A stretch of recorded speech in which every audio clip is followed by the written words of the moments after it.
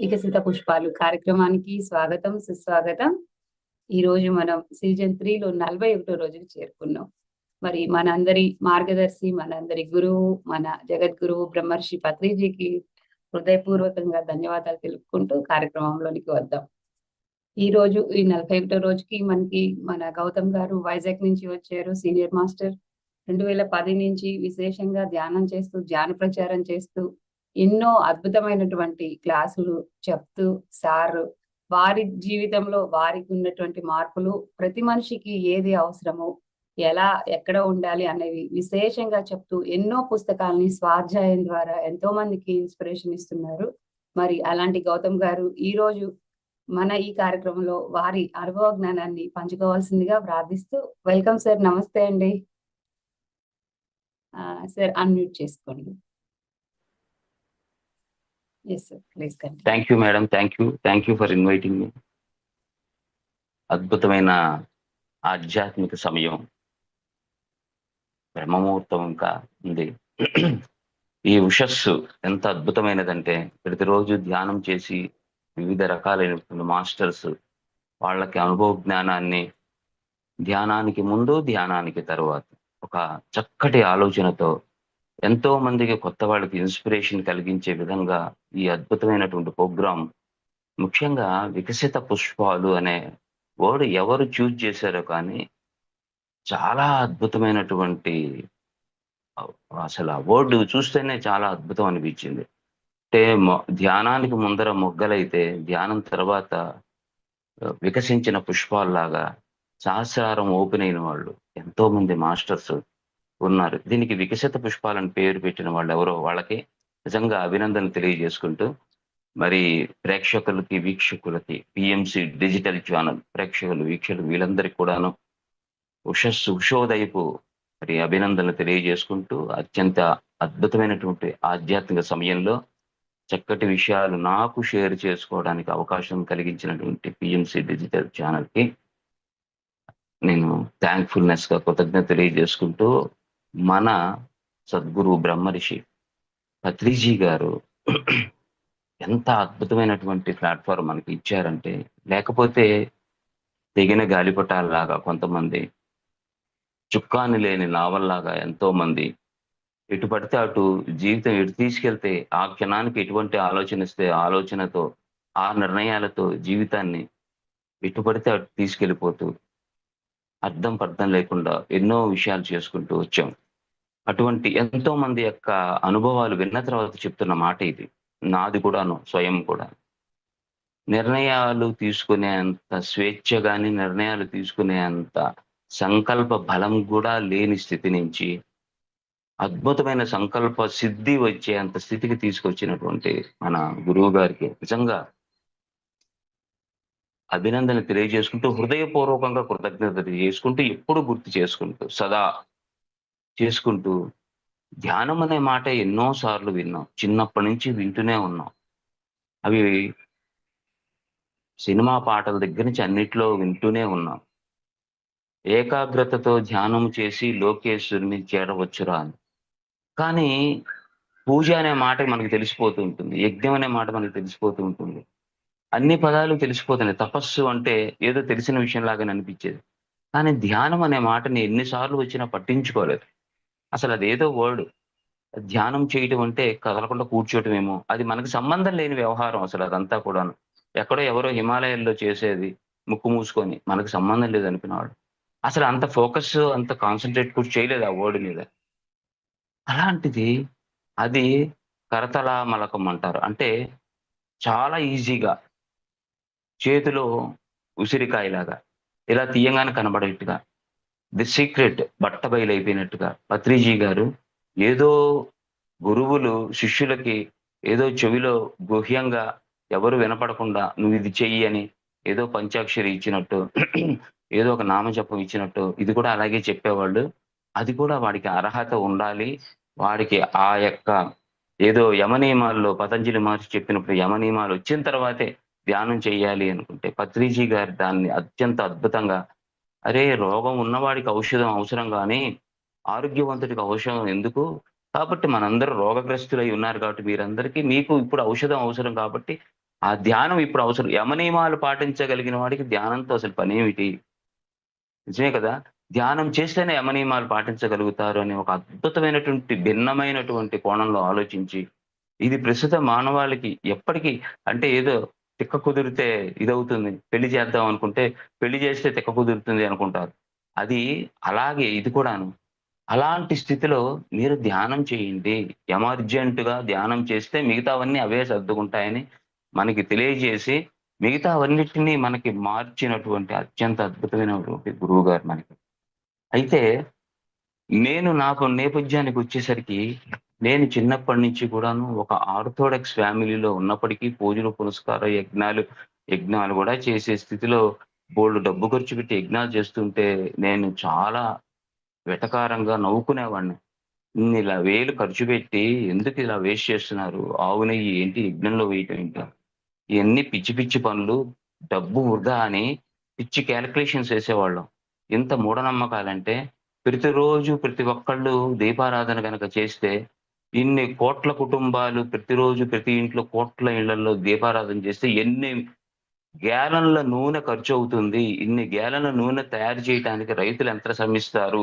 ఇలాంటి పిచ్చి కాలిక్యులేషన్స్ అన్ని వేసుకుంటూ, ఇలాంటివి పిచ్చి మూఢాచారాలు ఇవన్నీ అనుకుంటున్నా. అంటే సైన్సే నా కళ్ళతో చూసేది, నా చెవులతో వినేది, నాకు ఎవిడెన్స్ దొరికేది అదే నిజము. మిగతాది ఏది అంతా ట్రాషు. మిగతావన్నీ మూఢనమ్మకాలు. ఇవేవీ లేవు అనే ఒక స్థితి నాకు కలుగుతూ ఉండేది.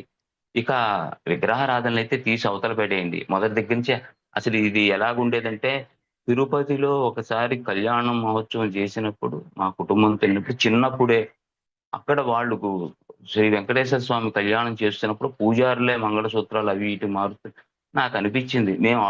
చిన్నప్పుడు మేము ఆడుకుంటున్న తాటాకు బొమ్మలతో తయారు చేసి, మేము పెళ్ళికొడుకు, పెళ్ళికూతురు చేసి చిన్న పసితనంలో ఆడుకున్నాం. దానికి దీనికి ఏమి తేడా ఉంది? అది ఇది ఒకేలాగా ఉంది కదా! మేము చిన్న పిల్లలు ఆడుకుంటుంటే పెద్దవాళ్ళు ఆడుకుంటున్నారు. అంతే ఇంతమంది కూర్చొని దాన్ని వేడుకగా చూస్తున్నారు అని ఎంతసేపటికి నేను లడ్డూలు, దద్దోజనం ఇది తొందరగా అయిపోతే ఆ లడ్డు అంటే నాకు చాలా ఇష్టం. తిరుపతి లడ్డు తిందాం తిందాం అని. ఆ రోజుల్లో బాదం పప్పుతో సహా చాలా అద్భుతంగా ఉండేవి లడ్డూలు. కళ్యాణ లడ్డు ఇంకా బాగుంటుంది. మీకు తెలుసు స్పెషల్‌గా ఉంటుంది. అనే స్థితిలో ఉండేవాడిని.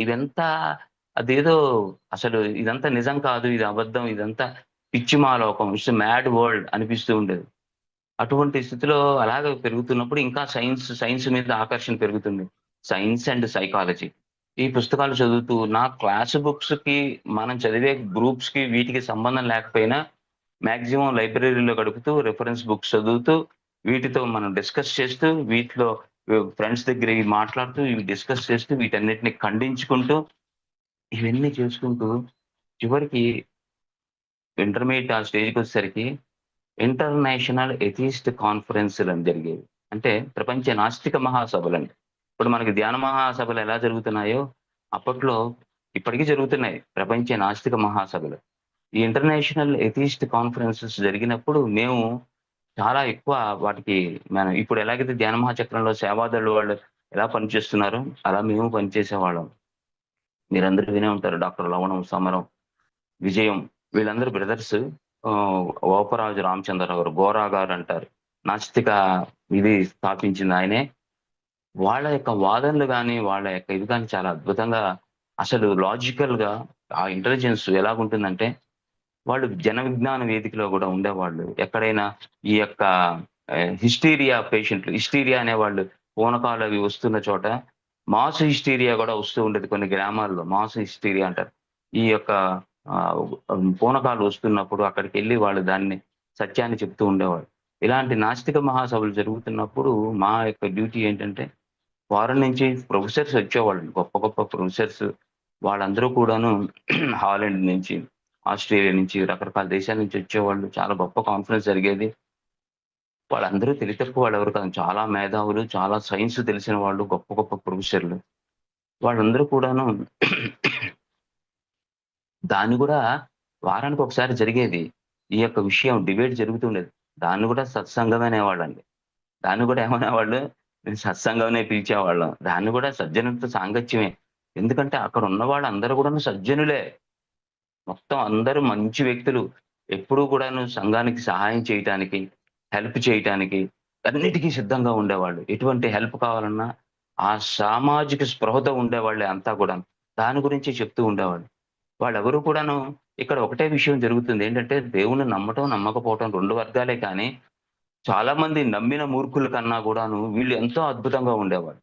నమ్మి మూర్ఖంగా ఉండేవాళ్ళు, కనీసం సహాయం చేయకుండా అవతలోడి బాధలను పట్టించుకోని వాళ్ళు, కేవలం దేవుడిని కొబ్బరికాయలు కొట్టి దేవుడిని నమ్మేవాళ్ళు, కేవలం వాళ్ళ బాధలు తప్పిపోతే చాలు, ఇతరుల బాధలతో మాకు సంబంధం లేదనేవాళ్ళు.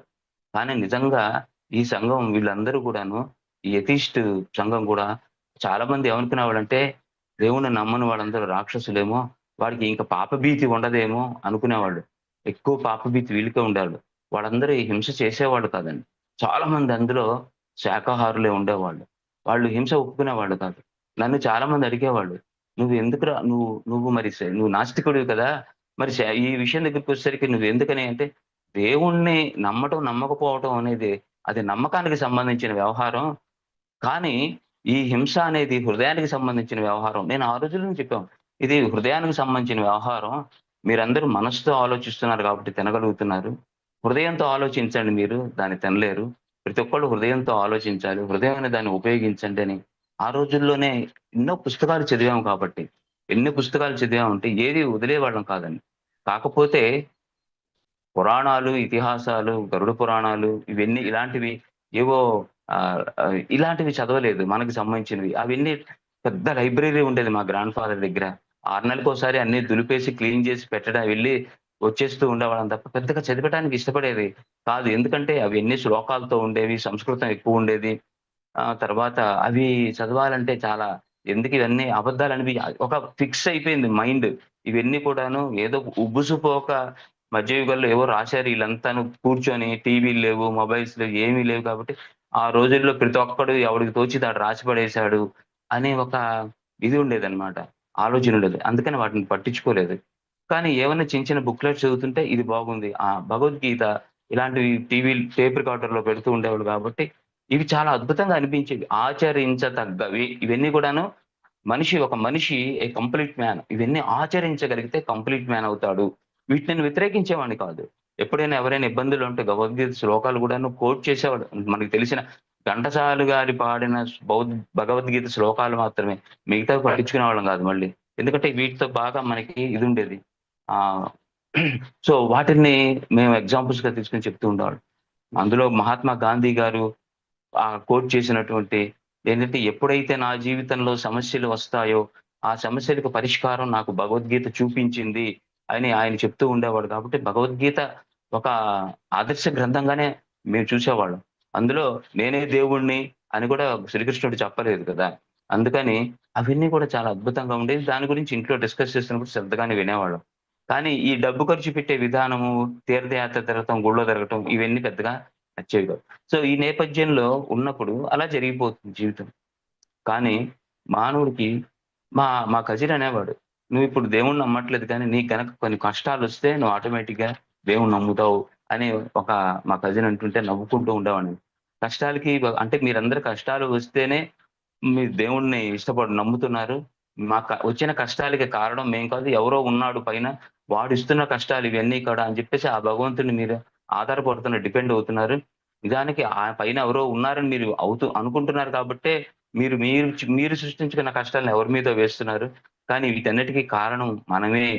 చక్కగా ఉండేవండి. ఇవన్నీ కూడాను అద్భుతమైనటువంటి గ్రంథాల్లో మీకు 'క్రాంతికారి' గారని ఒక ఆయనున్నాడు. తర్వాత 'యండమూరి వీరేంద్రనాథ్' గారు సైకాలజిస్టులు వీళ్ళు చాలా అద్భుతంగా. వీళ్ళందరూ ఎన్నో అద్భుతమైన పుస్తకాలు 'మనసే ఒక పూల తోట' అని ఆయన 'క్రాంతికారి' గారి పుస్తకాలు మేము ఫాలో అయ్యేవాళ్ళం. మంత్లీ మేము ఈ 'విజ్డమ్' అనే మ్యాగజైను, 'రీడర్స్ డైజెస్ట్' అనే మ్యాగజైను వీటిలో సైన్స్‌కి 'మిర్రర్' అనే ఒక మ్యాగజైన్ ఉండేదండి. ఈ పారాసైకాలజీ గురించి చాలా అద్భుతంగా రాసేవాళ్ళు. వీటన్నిటికి అసలు ఈ శక్తుల గురించి ఇంత విచిత్రమైన విషయం ఏంటంటే దేవుడిని నమ్మకపోయినా ఈ మ ఈ ఇది ఏవైతే అదృశ్య శక్తులున్నాయో, ఇవి ఉన్నాయా లేదా అనే వాటిని గురించి మేము చూసేవాడిని. ఒకానొక స్టేజ్‌కొచ్చేసరికి ఏమైందంటే సడెన్‌గా ఒక కుటుంబంలో ఒక చక్కటి అద్భుతమైనటువంటి వయసులో ఉన్నటువంటి ఒక స్త్రీ సడెన్‌గా కొలాప్స్ అయిపోయి చనిపోయేసరికి డౌటొచ్చింది. అప్పటిదాకా పక్కన ఉండి అంత్యాక్షరి హిందీ సాంగ్స్ పాడుకుంటూ సడెన్‌గా కొలాప్స్ అయిపోయి చనిపోయేసరికి, ఏమిటి ఇప్పటిదాకా మనతో ఉన్న ఒక వ్యక్తి సడెన్‌గా కొలాప్స్ అయిపోతే ఇప్పుడు ఏం జరిగింది? చైతన్యం కోల్పోయిందేంటి? కదలికలు లేవేంటి? ఏం జరుగుతుంది ఇక్కడ? అసలు ఎందుకు అలా చనిపోవాల్సి వస్తుంది? అప్పుడు ఒక షాక్ లాగా తగిలి దీని గురించి అసలేమిటి అని అంతకుముందు మేము ఏమని చెప్పేవాళ్ళం అంటే, ప్రాణం పోవటం అంటే, ప్రాణము అంటే ఏమిట్రా అని ఎవరైనా ప్రశ్నేస్తే సింపుల్‌గా చెప్పేవాళ్ళం. కొవ్వొత్తి తీసుకొచ్చి వెలిగించి మండుతూ ఉందా? లేదా? ఆ! మండుతోంది. ఒక్కసారి ఉఫ్ అని ఊదేవాళ్ళం. మంట ఆరిపోయేది. ఇప్పుడు చెప్పరా మంట ఎక్కడికెళ్ళిందో అనేవాళ్ళం. ఎవడు చెప్పలేడు గదా! మంట ఇప్పటిదాకా మంటుందెక్కడ? మంట ఏమైందో తెలియదు. ఏమైందో తెలియదురా అనేవాడు. ప్రాణం అంతేరా అని చెప్పేవాళ్ళం మేము. అంత సింపుల్‌గా అంటే దానికింక ఎండ్ అనమాట. ఎండ్. లాజిక్ అనమాట. లాజిక్ మైండ్ అనమాట. దానికింక అవతలోడు ఇది గోడ కాదు తలుపంటే తలుపనాల్సిందే. ఇది తలుపు కాదు గోడంటే గోడ అనాల్సిందే. అంత లాజికల్‌గా మేము ఇచ్చేసేవాళ్ళం.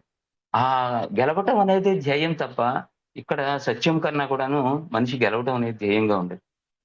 ఏమిటని రీసెర్చ్ చేసి, అప్పుడు నా రీసెర్చ్ మొదలుపెట్టి ఎన్నో చోట్లకి తిరిగేవాళ్ళం. పలానా చోట ఆయన ఆత్మలతో మాట్లాడిస్తారట. ఒక మీడియం ఉన్నాడు అంటే వెళ్ళిపోయేవాళ్ళం. పగలల్లా కాలేజీలకెళ్ళి చదువుకున్న, రాత్రులు ఈ రీసెర్చ్ చేసేవాళ్ళం.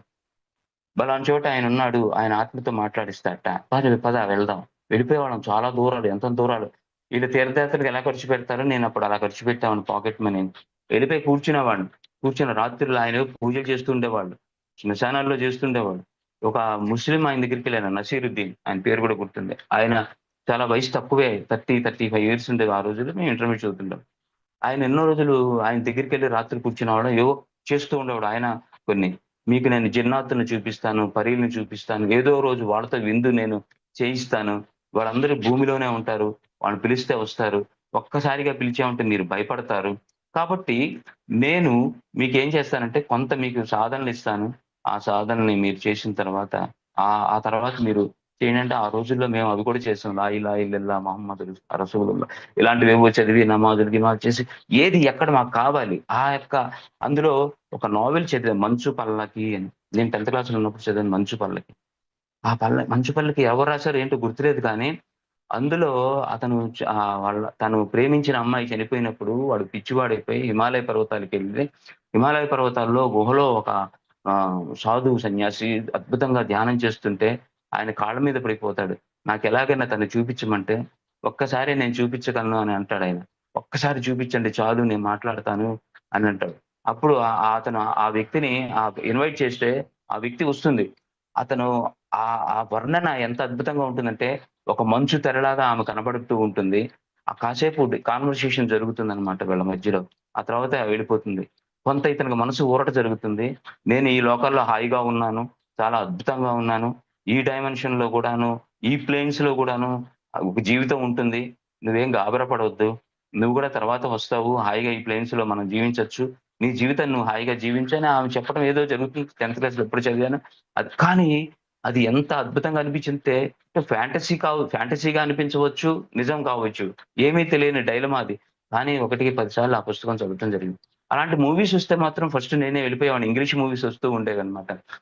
'ఎగ్జార్సిస్ట్' అనే ఇంగ్లీష్ మూవీ. ఇలాంటి మూవీస్ వచ్చినప్పుడు 48 అవర్స్ ఇలాంటివేవో వస్తూ ఉండేవి. ఆ సినిమాలు అతీంద్ర శక్తులు గాని, ప్రేతాత్మలకు సంబంధించినవి గాని, డెవిల్స్‌కి సంబంధించినవి గాని వెళ్తూనే ఉన్నాం. హిందీలో కూడాను చాలా 'దహషత్' అని చాలా సినిమా చూస్తున్న ఒక ఉత్సుకత, ఒక జిజ్ఞాస. అసలు ఉన్నాయా లేదా? ఆత్మలున్నాయా లేదా? ప్రేతాత్మలు ఉన్నాయా లేదా? దెయ్యాలనేవి ఉన్నాయి. దెయ్యాలంటే ఏంటి? ఆత్మలంటే ఏంటి? ప్రేతాత్మలంటే ఏంటి? అసలు ఈ శక్తులంటే ఏంటి? ఒకవేళ ఈ శక్తులుంటే భగవంతుడు ఉన్నట్టే. భగవంతుడు లేకపోతే ఇవి లేనట్టే. అసలేమిటి? మన మన కంటికి కనిపించినవి, మన చెవులకు వినిపించినవి, మన స్పర్శకి అందనివి శక్తులు ఉన్నాయా లేదా? అనే జిజ్ఞాస మొదలయ్యి తిరిగి అలసిపోతే మా కజిను తిరిగి ఉన్న ఒక కజిన్ ఏమన్నాడంటే, "నువ్వు తిరిగిన తర్వాత నువ్వేం తెలుసుకుంటావంటే, ఎవడికి ఏం తెలీదని తెలుసుకుంటావురా" అన్నాడు. అంటే వాడు తిరిగేసి ఉన్నాడు కాబట్టి. ఎవడికి ఏం తెలీదు. అందరూ నాటకం ఆడుతున్నారు. హంబక్ చేస్తున్నారు. అంత సీన్ ఇక్కడ ఎవ్వరికీ లేదు. పోతే నువ్వు ఒకే ఒక పని చెయి హిమాలయకి పో. లేకపోతే నోరు మూసుకొని నీ చదువు నువ్వు చదివి, నీ ఏడుపు నువ్వు ఏడు, జీవితం ఏడు. లేకపోతే హిమాలయాలకి వెళ్ళిపో అని చెప్పాడన్నమాట. అప్పుడు దాన్ని అంతటితో ఫుల్ స్టాప్ పెట్టి, అవి తిరిగి ఆగిపోయి, అలసిపోయి ఫుల్ స్టాప్ పెట్టాను. వీళ్ళందరూ చిన్న వ్యాపారాలు చేసుకుంటున్నారు పాపం. చాలా చిన్న స్టేజుల్లో ఉన్నారు. ఏదో వాళ్ళకి కనపడుతుంది గానీ, వాళ్ళు మనకి చూపించలేకపోతున్నారు. వాళ్ళు మీడియంగా పని చేయలేకపోతున్నారని అర్థమైపోయి, అది అంతటితో ఫుల్ స్టాప్ పెట్టి, ఇంక మళ్ళీ జీవితం మొదలుపెట్టి కంటిన్యూ అయిపోయింది. ఎడ్యుకేషను, ఆ తర్వాత జాబు.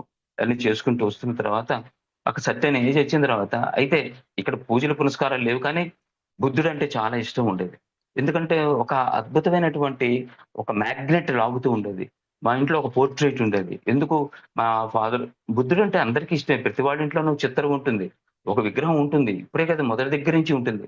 బుద్ధుడు హైందవ ధర్మాన్ని లో ఉన్న చాలా విషయాలు మూఢనమ్మకాలను ఖండించినప్పటికీ కూడాను హిందువులు సనాతన ధర్మంలో హిందువులు ఎంత ఫ్లెక్సిబుల్‌గా ఉండేవాళ్ళంటే ఆయన్ని గూడా స్వీకరించారనమాట. సో, ఎవరిని వీళ్ళు వ్యతిరేకించలేదు. హిందూ మతాన్ని వ్యతిరేకించిన వాళ్ళని కూడాను వాళ్ళు చక్కగానే స్వీకరించారు. గోపరాజు రామచంద్రరావు గారొస్తే ఎంతోమంది వెళ్లి వినేవాళ్ళు. వినటానికి ఎవరు ఇది చేసేవాళ్ళు కాదు. వినేవాళ్ళు. ఆయన యొక్క ఒపీనియన్ అది. మా ఒపీనియన్ ఇది అనేవాళ్ళే తప్ప ఎవరు వ్యతిరేకించి గొడవలు చేసేవాళ్ళు కాదు. దీన్ని వ్యతిరేకిస్తావని. ఆ గొప్ప ఫ్లెక్సిబిలిటీ హైందవ ధర్మంలో అంటే నేను హిందువు అని చెప్పట్లేదండి. మళ్ళీ ఇక్కడ మతాలు గితాలు దాటి ఆ ఫ్లెక్సిబిలిటీ నేను చిన్నప్పటి నుంచి ఇందులో ఉన్నాను కాబట్టి విపరీతంగా అందులోనే వెతికేసాం కాబట్టి అన్ని విషయాలుగా నేను గమనించానది. ఆ ఫ్లెక్సిబిలిటీ అంటే మనకెందుకులే మన ఇంటి దాకా వస్తే చూసుకుందాం అనే మనస్తత్వం కాదండి. కానీ ఆ ఫ్లెక్సిబిలిటీ ఎవరి యొక్క ఉద్దేశ్యం వాళ్ళది రీసెర్చ్ చేస్తేనే కదా! అది అసలు విషయం తెలుస్తుంది. ఎందుకంటే ఎవరైనా సరే థీసిస్ తయారు చేస్తారు. థీసిస్‌కి యాంటీ థీసిస్ తయారు చేస్తాం. యాంటీ థీసిస్ ఉంటేనే కదా సింథసిస్ అయ్యేది. సో, అంత అద్భుతమైనటువంటి ఈ వేదాల్లోనూ, పురాణాల్లోను, ఇతిహాసాల్లో ఉన్నదేమో, వాళ్ళు అది చదవటం వల్ల వాళ్ళ యొక్క మైండ్ సెట్, వాళ్ళ డీఎన్ఏ లోపల ఆ విధమైనటువంటి ఉంది. అంత ఫ్లెక్సిబుల్‌గా, అంత పాజిటివ్‌గా ఉంటారు. కాబట్టి అయితే బౌద్ధుల మీద దాడులు చేయటం అనేది ఎప్పుడో జరిగిందిట. అది మనకు తెలియదు. ఇది జరిగింది. జరిగితే ఏమవుతుంది? అప్పుడు దైనందిన జీవితంలో వచ్చేసాము. ఆ పోర్ట్రెయిట్ నన్ను లాగుతూ ఉండేది. అది ఏంటంటే బుద్ధుడు కూర్చొనుంటే, సుజాత పాయసం అందిస్తూ ఉంటుంది. ఆ చిత్రకారుడు ఎవరో చాలా అత్యంత అద్భుతంగమైన చిత్రం వేశాడు. ఆ పోర్ట్రెయిట్ మనల్ని లాగుతూ ఉండేది. ఏదో ఉంది, ఏదో ఉంది. అది ఎందుకంటే గత జన్మల్లో మనము ఆ బుద్ధిజంలో ఉండొచ్చు, బుద్ధ విహారంలో ఉండొచ్చు, బుద్ధుడితోనే ఉండవచ్చు. సో, అందువల్ల మనకి తెలియకుండా ఒక మ్యాగ్నెట్ లాగుతూ ఉండేది. దాని గురించి డిస్కస్ చేస్తున్నప్పుడు, ఆ బుద్ధిజం గురించి చదువుతున్నప్పుడు, ఇతను సత్యమే చెప్తున్నాడు, ఇతను సత్యమే చెప్తున్నాడు. ఎక్కడా ఇందులో మూఢనమ్మకాలు లేవు. అంటే హైందవ ధర్మంలో ఉన్నటువంటి క్రీమ్‌ని తీసుకొనొచ్చాడితను. అంటే క్రీమ్ అంటే చెత్తను వదిలేసి ఎసెన్స్‌ని తీసుకొనొచ్చాడు. ఇది అద్భుతం. ఎందుకంటే ధ్యానం అనేది కూడాను హైందవ ధర్మంలో, సనాతన ధర్మంలో ఉన్నదే. ఒక బుద్ధుడు బుద్ధిజం వచ్చింది సనాతన ధర్మంలో నుంచే. ఒక మహావీరుడు జైనిజం వచ్చింది సనాతన ధర్మంలో నుంచే. ఒక సిక్కిజం వచ్చింది సనాతన ధర్మంలో నుంచే. వీళ్ళు పాలిష్ చేసుకొని క్రీముని తీసుకున్నారు. అంతే తేడా అనిపిచ్చింది. సో, అదక్కడ ఆపేసి మన దైనందిన జీవితంలో పరుగులు పెడుతున్నప్పుడు ఈ డిస్కషన్ జరుగుతున్నాయి. పుస్తకాలు చదువుతున్నాం. సైన్సు, సైకాలజీ ఇవన్నీ చదువుతూ అప్‌డేట్ అవుతూ సైన్స్ టుడే అనే మ్యాగజైన్ నేను చదువుకునే రోజుల్లో దానికి కూడా నేను సబ్‌స్క్రిప్షన్ ఉండేది నాకు. రీడర్స్ డైజెస్ట్ ఎక్కువగా నా కేర్ ఆఫ్ అడ్రెస్ లైబ్రరీలోనే ఉండేది. సో, ఇలా రిఫరెన్స్ బుక్స్ ఎక్కువ చదువుతూ, నా పుస్తకాలు తక్కువ చదువుతూ, ఇవన్నీ చేస్తున్న సమయంలో ఏం జరిగిందంటే జాబు తర్వాత ఇవన్నీ చదువుతూ ఉన్నప్పుడు ఇంకా పుస్తకాలు చదువుతూనే ఉన్నాం. విచిత్రమైన విషయం ఏంటంటే అది ప్రయాణం 2010 దాకా వచ్చింది. ఎందుకంటే కొంత ముగిద్దాం ఇంకా అది డ్రాగ్ చేయకుండా. 2010 దగ్గరికొచ్చేసరికి మళ్ళీ కొంతమంది ఆత్మీయులు పోగొట్టుకోవటం, ఇంకా కొంత జిజ్ఞాస పెరిగిపోవటం, దుఃఖం రావటం, దుఃఖం నుంచి సెన్సిటివ్ మైండ్ అవ్వటం వల్ల ఎంత సైకాలజీ పుస్తకాలు చదివినా, పుస్తకాలు చదివినంత మాత్రాన మనం సెన్సిటివ్ అయిపోము, స్పందన లేకుండా అయిపోము, మెటీరియలిస్ట్‌లుగా మారిపోము. ఈ చెత్తంతా తీసేయం. ఎట్లాంటి పుస్తకాలు ఎలాంటివి చదివినా కూడాను. ఆ నేపథ్యంలో ఉన్నప్పుడు స్పోర్ట్స్‌లో కూడా ఉన్నాం కాబట్టి చాలామంది అంటూ ఉండేవాళ్ళు. స్పోర్ట్స్ మ్యాన్ స్పిరిట్ ఉండాలి. ఏది జరిగినా స్పోర్ట్స్ మ్యాన్ స్పిరిట్ ఉండాలి. అరే! మ్యాచ్ ఓడిపోతేనే తట్టుకోలేకపోతున్నాము. ఇక స్పోర్ట్స్ మ్యాన్ స్పిరిట్ ఏమిటిరా బాబు! అని మేము అనుకుంటూ ఆ యొక్క లోపల ఉన్నటువంటిది ఆ యొక్క వాసనను వదులుకోవటం చాలా కష్టం సుమ. ఆ నేపథ్యంలో సున్నితంగా ఉండటం కొంచెం ఇది చాలా విషయాల్లో ఉండటం మన అవతలోళ్ళు బాధపడే కన్నా, అవతలోళ్ళని బాధ పెట్టే కన్నా, ఆ బాధ ఏదో మనమే పడటం బెటరు. ఇలాంటి సైకాలజీలు ఇలాగ ఉంటూ మనల్ని మనం తగ్గించుకుంటూ ప్రయాణం చేస్తున్న సమయంలో ఇలాంటివి జరిగితే కొంచెం తట్టుకోలేని స్థితి వస్తుంది. ఆత్మీయుని పోగొట్టుకోవటం. ఆ నేపథ్యంలో ఇంక మళ్ళీ రీసెర్చ్ మొదలైంది. ఇక్కడ మనకి మా వైజాగ్‌లో మధురవాడలో సీఎంఆర్ పిరమిడ్ అని ఒకటుంటుంది. సీఎంఆర్ అంటే చంద్రమోహన రంగారావు గారు నర్సరీ గార్డెన్‌లో 2004లో ఒక అత్యంత అద్భుతమైనటువంటి పిరమిడ్ కట్టారు. పత్రిజీ గారు కూడా చెప్పారు. ఏమని చెప్పారంటే, "నాకిష్టమైన పిరమిడ్‌లలో ఇది ఒకటి" అనేవాళ్ళు. వైజాగ్ వచ్చిన ప్రతిసారి ఆయన దాన్ని దర్శించేవాళ్ళు. ఆ పిరమిడ్ ఎంత అద్భుతంగా కట్టారంటే, ఈ రోజుల్లో కట్టాలంటే బహుశా కోట్లల్లో అవుతుందేమో. కింద లైబ్రరీ ఉంటుందండి. నాకు ఇష్టమైన లైబ్రరీ ఉంది కింద. పైన పిరమిడ్ ఉంటుంది మెడిటేషన్ చేసుకోవడానికి. ఆ పిరమిడ్‌నే కింద ఒక పెద్ద హాలు బ్యూటిఫుల్ ఫర్నిచర్‌తో అద్భుతంగా కట్టారనమాట. చాలా గార్డెన్ మధ్యలో ఉంటుంది. నేచర్ గూడా అద్భుతంగా ఉంటుంది. అందులో ఎంతో మంది మాస్టర్‌లు తయారయ్యారండి. మన మాస్టర్‌లు. జీకే గారు గూడా విన్నాను. జీకే గారు గూడా 6 మంత్స్ అక్కడ ఒక హౌస్ అద్దెకి తీసుకొని 6 మంత్స్ విగరస్‌గా అందులో డే అండ్ నైట్ ధ్యానం చేశారట. పౌర్ణమి ధ్యానాలు జరిగేవి. మాస్టర్‌లు మాధవ్ గారని చెప్పేసి ఫీమేల్ నుంచి వచ్చేవాళ్ళు ఇన్‌స్ట్రక్టర్‌గా ఉండేవాళ్ళు. తర్వాత సరోజ మేడం ఇన్‌స్ట్రక్టర్‌గా ఉండేది. వీళ్ళందరూ చాలా సర్వీసులు చేశారు. వెల్లంకి నుంచి ఒక మాస్టర్ ఆయన అందులో చాలా అద్భుతంగా తయారయ్యారు. నే నాకు కూడా నేను చెప్తున్నాను. నాకు కూడా సూక్ష్మ శరీరయానాలు ఫస్ట్ అక్కడే మొదలైనాయి. అంత అద్భుతమైనటువంటి పిరమిడ్ వైజాగ్ వచ్చినప్పుడు మీరు తప్పకుండా ఆ పిరమిడ్‌ని దర్శించండి. ఇప్పుడు కాకపోతే మెయింటెనెన్స్ లేదు దానికి. సో, అలా ఉందది. బట్ ఎనీహౌ పిరమిడ్ ఉంది. ఇక్కడ జరిగేదేంటంటే నాకు తెలియకుండానే ఆ పిరమిడ్ చూసినప్పుడు నేను ఢిల్లీ వెళ్ళినప్పుడు లోటస్ టెంపుల్ చూశాను. ఆ లోటస్ టెంపులు చదువుకున్న రోజుల్లోనే. అదేంటంటే ఏ మతానికి సంబంధం ఉండదు. మా బహమైన్ ఆహ్, కల్ట్‌కి సంబంధించిన వాళ్ళు దాన్ని స్థాపించారు. ఏ మతానికి సంబంధించిన వాళ్ళన్నా రావచ్చు. అక్కడ దేవుడు ఉండడు, మూర్తి ఉండడు, ఏమీ ఉండదు. ఖాళీగా ఉంటుంది. చక్కగా చైర్స్ ఏసుంటాయి. లోటస్ ఆకారంలో ఉంటుంది అది. హాయిగా కూర్చొని అక్కడ మనం నీకిష్టమైన దేవుడిని ఎవడికిష్టమైన దేవుడిని వాడు కళ్ళు మూసుకొని ధ్యానం జేసుకోవచ్చనమాట. నేనది చాలా బాగా నచ్చింది నాకు. చాలా అద్భుతం అనిపించింది. కళ్ళు మూసి కూర్చుంటే చాలా ఆనందం అనిపించింది. సో, ఈ పిరమిడ్‌లోకెళ్ళినప్పుడు నాకు పిరమిడ్ గురించి నేను మళ్ళీ ఇంకొక నేపథ్యం చెప్పాలి. నేను ఇంటర్మీడియేట్ చదువుతున్నప్పుడు 'ఇలిస్ట్రేటెడ్ వీక్లీ' అని ఒక మ్యాగజైన్ ఉండేది. ఆ 'ఇలిస్ట్రేటెడ్ వీక్లీ' అనే మ్యాగజైన్‌లో పిరమిడ్స్ గురించి తెగ పడేవి. అప్పుడు యూరోప్‌లో పిరమిడ్స్ గురించి చాలా బాగా ఇదుండేది. యూరోప్‌లో పిరమిడ్స్ గురించి రీసెర్చ్ చేసిన వాళ్ళు బుక్స్ కూడా రిలీజ్ అయినట్టున్నాయి.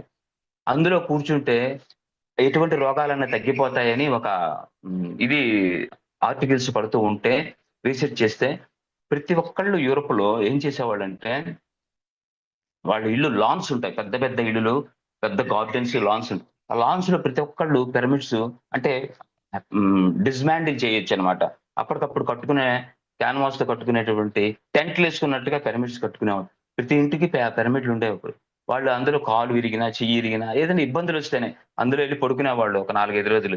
తగ్గిపోయాయని ఈ ఇలస్ట్రేటెడ్ వీక్‌లలో ఎప్పుడో నేను నాస్తిక మహాసభలో ఉన్నప్పుడు, ఈ జన విజ్ఞాన వేదికలో ఉన్నప్పుడు తగ్గిపోయినాయి అంటున్నప్పుడు నేను అనుకునేవాడిననమాట. ఈ యూరోప్స్ అందరూ కూడాను crazy people. Very crazy people. ఏదైతే అది పరిగెత్తటమే బ్లైండ్‌గా పరిగెడతారు. నమ్మి చావరు. నమ్మితే వదిలి చావరు అనుకునేవాడిని. క్రేజీ పీపుల్ అనుకునేవాడిని. ఆ నేపథ్యంలోనే ఆ లిస్టెడ్ వీక్లీలో 'బ్లిడ్జ్' అని ఇంకొక మ్యాగజైన్ ఉంది 'బ్లిడ్జ్.' ఆ 'బ్లిడ్జ్' అనే మ్యాగజైన్‌లో ఒక ఆర్టికల్ పడుతూ ఉండేది. అది ఓషో గారి ఆర్టికల్. చిన్న టాబ్లెట్ పడుతూ ఉండేది. ఆ టాబ్ నేను చదువుతూ ఉండేవాడిని.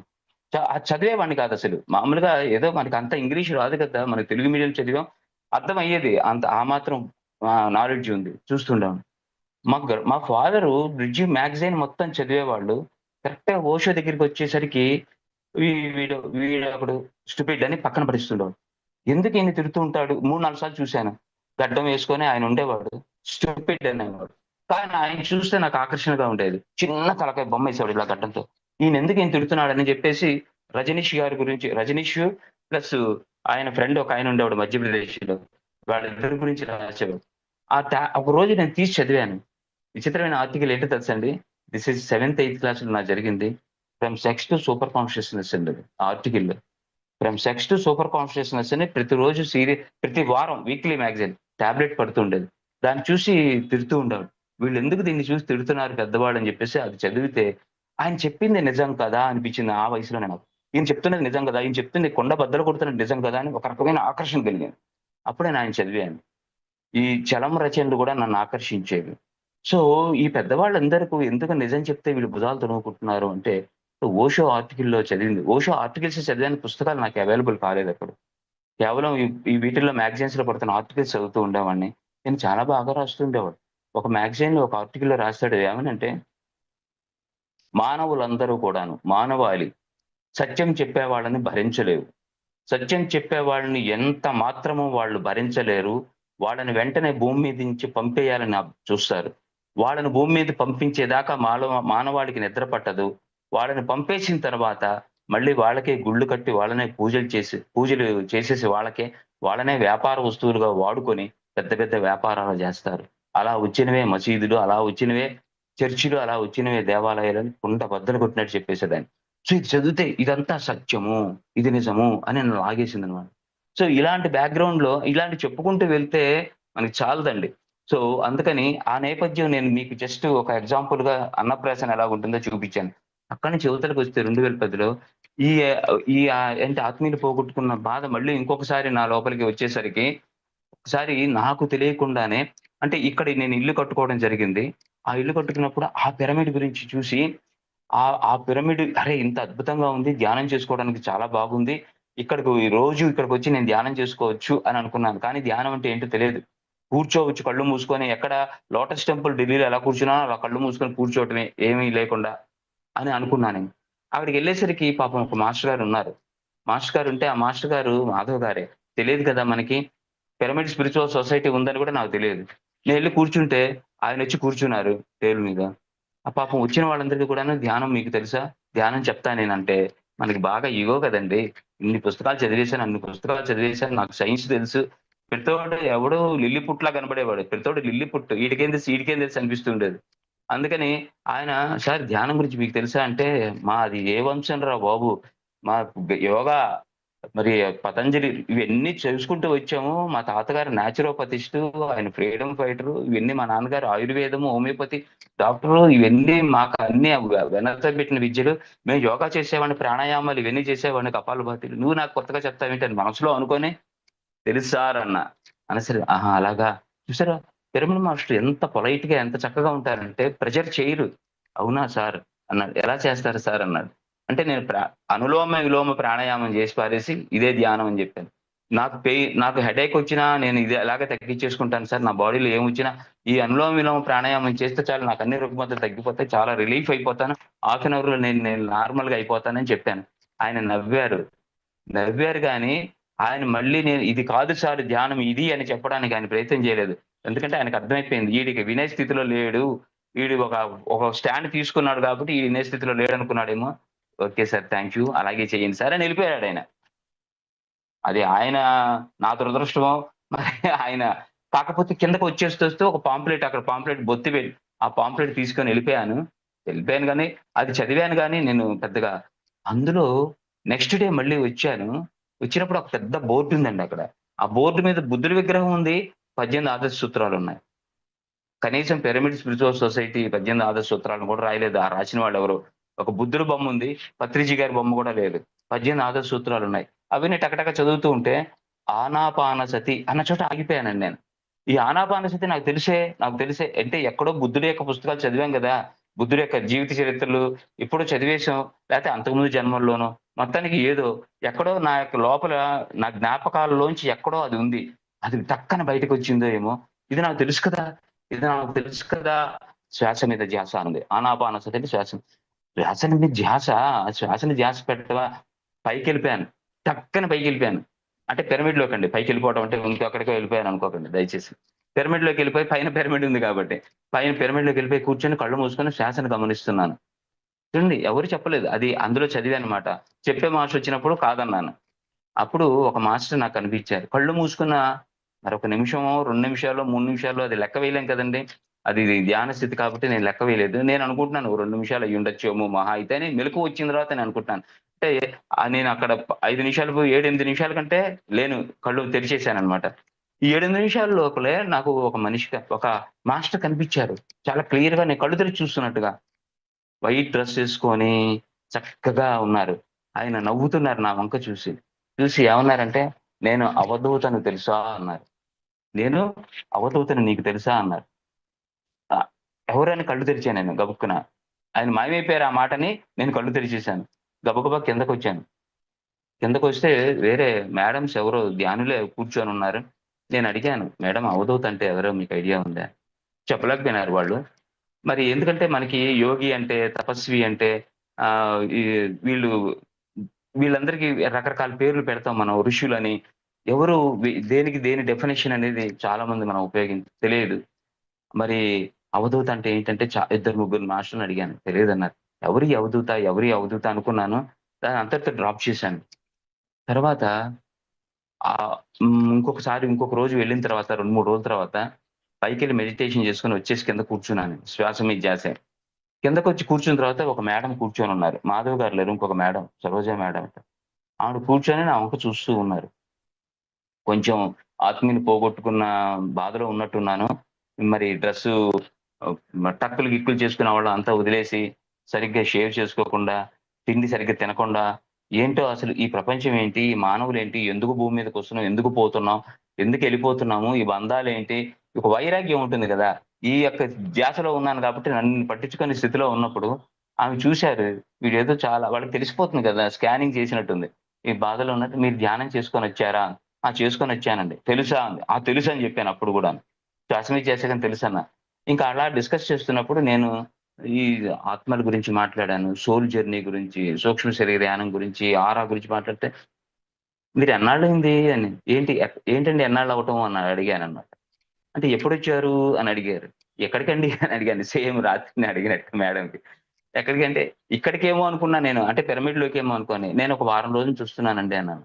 కాదు అసలు ధ్యానం అనేది తెలిసి నిన్న చేశానండి, ఈరోజు చేశాను కొత్త. మరి ఈ ఆరాల గురించి, సూక్ష్మ శరీర యానాల గురించి, వీటన్నిటి గురించి మీరెలా మాట్లాడుతున్నారు? శక్తుల గురించి, ఆరాలు లేదు మేడం ఇవన్నీ సైకాలజీ చదువుకుంటూ వచ్చానని ఎన్నో పుస్తకాలు, ఎన్నో ఎవిడెన్స్‌లు, ఇలాంటి సంఘటనలు ఎన్నో ఎక్స్‌పీరియన్సెస్ బుక్స్‌లో దొరుకుతాయి కదా! నేను ఇంగ్లీష్ మ్యాగజైన్స్ చదువుతుంటాను. వాటిల్లో చదివాను నేను ఇవన్నీ కూడాను. చాలా చాలా అద్భుతమైనటువంటి అనుభవాలున్నాయి. ఇవి నిజమా కాదా అనే ఉద్దేశ్యంతోనే నేను రిసర్చ్ చేస్తున్నాను. అప్పుడు ఆవిడ మొదటి రోజు ఏం పుస్తకం ఇచ్చారంటే, తులసీదళం పుస్తకం. నా చేతికి ఒక పుస్తకం ఇచ్చారంతే. News paper అట్టేసింది. ఆ పుస్తకం తీసుకెళ్ళి ఇంటికి తీసుకెళ్ళాను. ఆ పుస్తకం చదివాను. అది చదువుతూ ఉంటే ఏమనిపించిందంటే, నవ్వకండి. ఆ పుస్తకం నేను చదువుతూ ఉంటే ఒక పేజ్ తీసి ఫస్ట్ టైమ్ నా జీవితంలో నాకేమనిపించిందంటే, నాలాగా ఆలోచించే ఇంకో వ్యక్తి ఉన్నాడా ఈ భూమి మీద తులసీదళం అండి. అది నేను ముందర చెప్పేసాను మీకు ఆ పుస్తకం గురించి. చెప్పకుండా ఉంటే బాగుండేది. ఆ పుస్తకం చదువుతుంటే నాలాగా ఆలోచించే ఇంకొక వ్యక్తి ఉన్నాడే అబ్బా! సేమ్ నా ఆలోచనలే. ఎంత బాగుంది, ఎంత బాగుంది. హమ్మయ్య! సపోర్ట్ చేసేవాళ్ళు ఒకళ్ళున్నారు. పత్రిజీ గారి గురించి నాకు తెలీదు అంత మహాగురువు అని. ఆయన ఎవరో ఒక రచయిత రాసాడేమో అనుకోని అద్భుతం, అద్భుతం, అద్భుతం ఒక్క పేజీ చదువుతుంటే ఓషో పుస్తకం. ఈ ఈ పుస్తకాలు చదవని వాళ్ళ జీవితాలు మొదనష్టపు జీవితాలు. ఆహా! ఆహా! అసలు నాకు ఏంటంటే గారెలు తింటున్నట్టుగా, స్వీట్లు తింటున్నట్టుగా అనిపించింది. ఆ పుస్తకం చదువుతున్నప్పుడు నాకసలు ఏ పెయిన్ లేదు, ఏమీ లేదు. అంతా మాయమైపోయి ఒక ఎనర్జీ నాలోకొచ్చేసినట్టు అయిపోయింది. సోఫాలో పడుకొనున్నా. అలా చదువుతూ ఉన్నాను. కూర్చొని చదువుతూ. పుస్తకం అంతా అయిపోయింది. అయిపోంగానే అంటే చూడండి ఎంత అద్భుతంగా ఉందో ఆ పుస్తకం. నేను నా కనీస అవసరాలు గూడా అంటే వెళ్ళకుండా ఆ పుస్తకం పూర్తి చేసేసాను. పుస్తకం చెయ్యి జారి కింద పడిందండి. పుస్తకం చెయ్యి జారి కింద పడంగానే న్యూస్ పేపర్ పక్కకెళ్ళిపోయింది. ఊడిపోయింది. ఇలా చూడంగానే దాని మీద అట్ట ఉంది. గడ్డంతో పత్రిజీ గారున్నారు. నాకు ఆశ్చర్యమైపోయా నేను. నేను అంతకు ముందు రోజు ధ్యానంలో ఉన్నప్పుడు, నేను అవధూతనురా అని నాకెవరైతే చెప్పారో, ఆ వ్యక్తే ఈ వ్యక్తి. కాకపోతే తేడా ఏంటంటే ఇక్కడ గడ్డంతో ఉన్నారు, అక్కడ గడ్డం లేదు. క్లీన్ షేవ్‌తో ఉన్నారు. ఆశ్చర్యమైపోయా నేను. అయిపోయి అర్రే! అని గబగబా మళ్ళీ పుస్తకం తీసి మళ్ళీ చదివాను. ఎంత అద్భుతంగా ఎవరీయన? ఎళ్ళిపోయి పుస్తకం ఆయనకిచ్చేసి, అద్భుతమైన పుస్తకం అండి ఇది. అద్భుతమైన పుస్తకం అండి. నిజంగా అంటే అప్పుడు ఆమె చెప్పారు. Pyramid spiritual society. నేను అంతకు ముందు ఆహ్, 'ది సీక్రెట్' అనే బుక్ చదివేశాను ఒక ఫ్రెండ్ ఇస్తే. 'ది సీక్రెట్' అనే పుస్తకం చదివితే పిరమిడ్ స్పిరిచువల్ సొసైటీ అంటే నేనేమనుకున్నాను పిరమిడ్ పబ్లిషర్స్ అనుకున్నాను. ఆ పబ్లిషర్స్ పేరనుకున్నా నేనది. పిరమిడ్ అనేది పిరమిడ్ పబ్లిషర్స్ కూడా ఉన్నారు. ఆ పిరమిడ్ పబ్లిషర్స్ నేమేమో అనుకుంటూ ఉండేవాడిని. 1, 2 పుస్తకాలు చదివేశాను. అప్పటికి నేను వీళ్ళకి సంబంధించిన పుస్తకాలు చదివేస్తాను. దొరికినట్టు రైల్లో దొరికితే హిగ్గెంబోతమ్స్ అప్పుడు మొబైల్స్ లేవు కదా! రైలు ప్రయాణం ఉందంటే లాంగ్ జర్నీ ఉందంటే పుస్తకాలు కొనుక్కునేవాడిని. Pocket books. హిగ్గెంబోతమ్స్‌కెళ్ళిపోయి బుక్ కొనేవాడిని. అప్పుడు 'ది సీక్రెట్' బుక్ చదివేశా నేను. అది చదివేసి 'రోండా బేర్న్' పిరమిడ్ పబ్లికేషన్స్ ఏమో అనుకునేవాడిని నేను. చదివినప్పుడు ఆవిడ చెప్పే పిరమిడ్ అప్పుడు కూడా పిరమిడ్ సొసైటీ ఉందని ఆవిడ కూడా అనలేదు. ఆవిడేం చేసిందంటే రెండో రోజు 'రామ్‌తా' పుస్తకం ఇచ్చారు. 'రామ్‌తా' ఒక పుస్తకం ఇచ్చారు. దాని పేరు 'రామ్‌తా.' అది ఇంటికి తీసుకెళ్ళి ఇంత లావు పుస్తకం. సరే పుస్తకం తీసుకెళ్ళి చదువుతున్నా. ఇది ఏమిటి? అని. ఇది బాగుంది కదా! నిజంగా 'రామ్‌తా' పుస్తకం అండి మార్చేసిందండి. 'రామ్‌తా' పుస్తకం చదువుతూ ఉంటే నిజంగా ఒక పెద్ద నిలువుటద్దంలో నేను కూర్చొని ఇప్పుడు నేను మొబైల్ ఎదురుకున్న నా బొమ్మ నేను చూసుకుంటున్నాను అంతే. మీరెవరు నాకు కనపడట్లేదు. నా బొమ్మే నేను చూసుకుంటున్నా. అలా నేను నన్ను చూసుకుంటున్నట్టు నా జీవితంలో జరిగిన సంఘటనలు 'రామ్‌తా' డైలాగులు కొన్ని ఎంత ఆశ్చర్యం కలిగించాయంటే, నేను ఆత్మీయులు పోగొట్టుకున్న మర్నాడు సూర్యోదయం అవుతుంటే నేను అలాగే అనుకున్నాను. అలా సూర్యోదయం అయిపోయిందేంటి? అలా పక్షులు కిలకిల రావాలి. ఏదో భూమి తలకిందులైపోతుంది అనుకుంటాం. మనం పోయినా అలా కాదు. ఇది మనం అంటే ఎంత పెయిన్‌ఫుల్‌గా ఉంటాం. ఎంత బాధగా ఉంటుందంటే అంత స్తంభించిపోతుందేమో అనుకుంటాం మనం. అంతటితో అంత స్తంభించిపోతుందేమో, జరగరానిది జరిగిపోయిందేమో అని. అది అనుభూతి చెప్పలేమండి. అలా ఉంటుంది.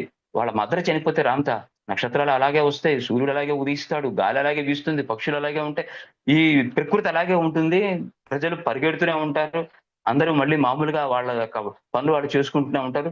వాళ్ళ భోజనాలు వాళ్ళు చేస్తూనే ఉంటారు. అన్నీ జరిగిపోతూ ఉంటాయి. మనం గూడా మన పనులు మనం చేసుకోక తప్పదు. ఇది సత్యము. అసలు ఆ పుస్తకం చదువుతుంటే కళ్ళమ్మట నీళ్ళొచ్చాయి. అసలు ఇన్ని పుస్తకాలు నేను చదివాను కదా! నా జీవితంలో. ఇన్ని సైకాలజీ పుస్తకాలు అవి ఇవి సైన్స్ పుస్తకాలు చదివాను కదా! ఈ పుస్తకాలు ఎందుకు దొరకలేదు నాకు? ఈ టైప్ పుస్తకాలు ఎందుకు దొరకలేదు నాకు? అంటే నా వెతుకులాటలో లోపం ఉందా? నా రిసెర్చ్‌లో ఏదో లోపం ఉందా? అని నాకు అనిపించింది. ఆ 'రామ్‌తా' పుస్తకం చదివి దాదాపు 450, 500 పేజీలుంటుంది. ఆవిడ సాయంత్రం ఇచ్చారు. తెల్లవారుజామున తీసుకెళ్ళి ఆవిడకి ఇచ్చిస్తే, నచ్చలేదా అని అడిగారు ఆవిడ. అంటే నేనన్నాను, "చదివేశాను మేడమ్" అన్నాను. "ఓవర్ నైట్ చదివేశావు 500 పేజీలు నిజమా?" అంది. కొంత డిస్కస్ చేసిన తర్వాత ఆవిడంది, "ఈ పుస్తకం తీసుకెళ్ళిన వాళ్ళు 3 నెలలు, 4 నెలలు, 5 నెలలు ఉంచుకుంటారు. చదివి 3 పేజీలు చదివాను మేడమ్. 20 పేజీలు చదివాను మేడమ్. 50 పేజీలు చదివాను మేడమ్" అంటారు. మీరు ఒక రాత్రిలో ఎలా చదివేశారంటే, ఆ పుస్తకం అంత అద్భుతంగా ఉంది. అంత అత్యంత అద్భుతమైన మహానుభావుడు 'రామ్‌తా'. ఒక అద్భుతమైనటువంటి పూర్ణాత్మ.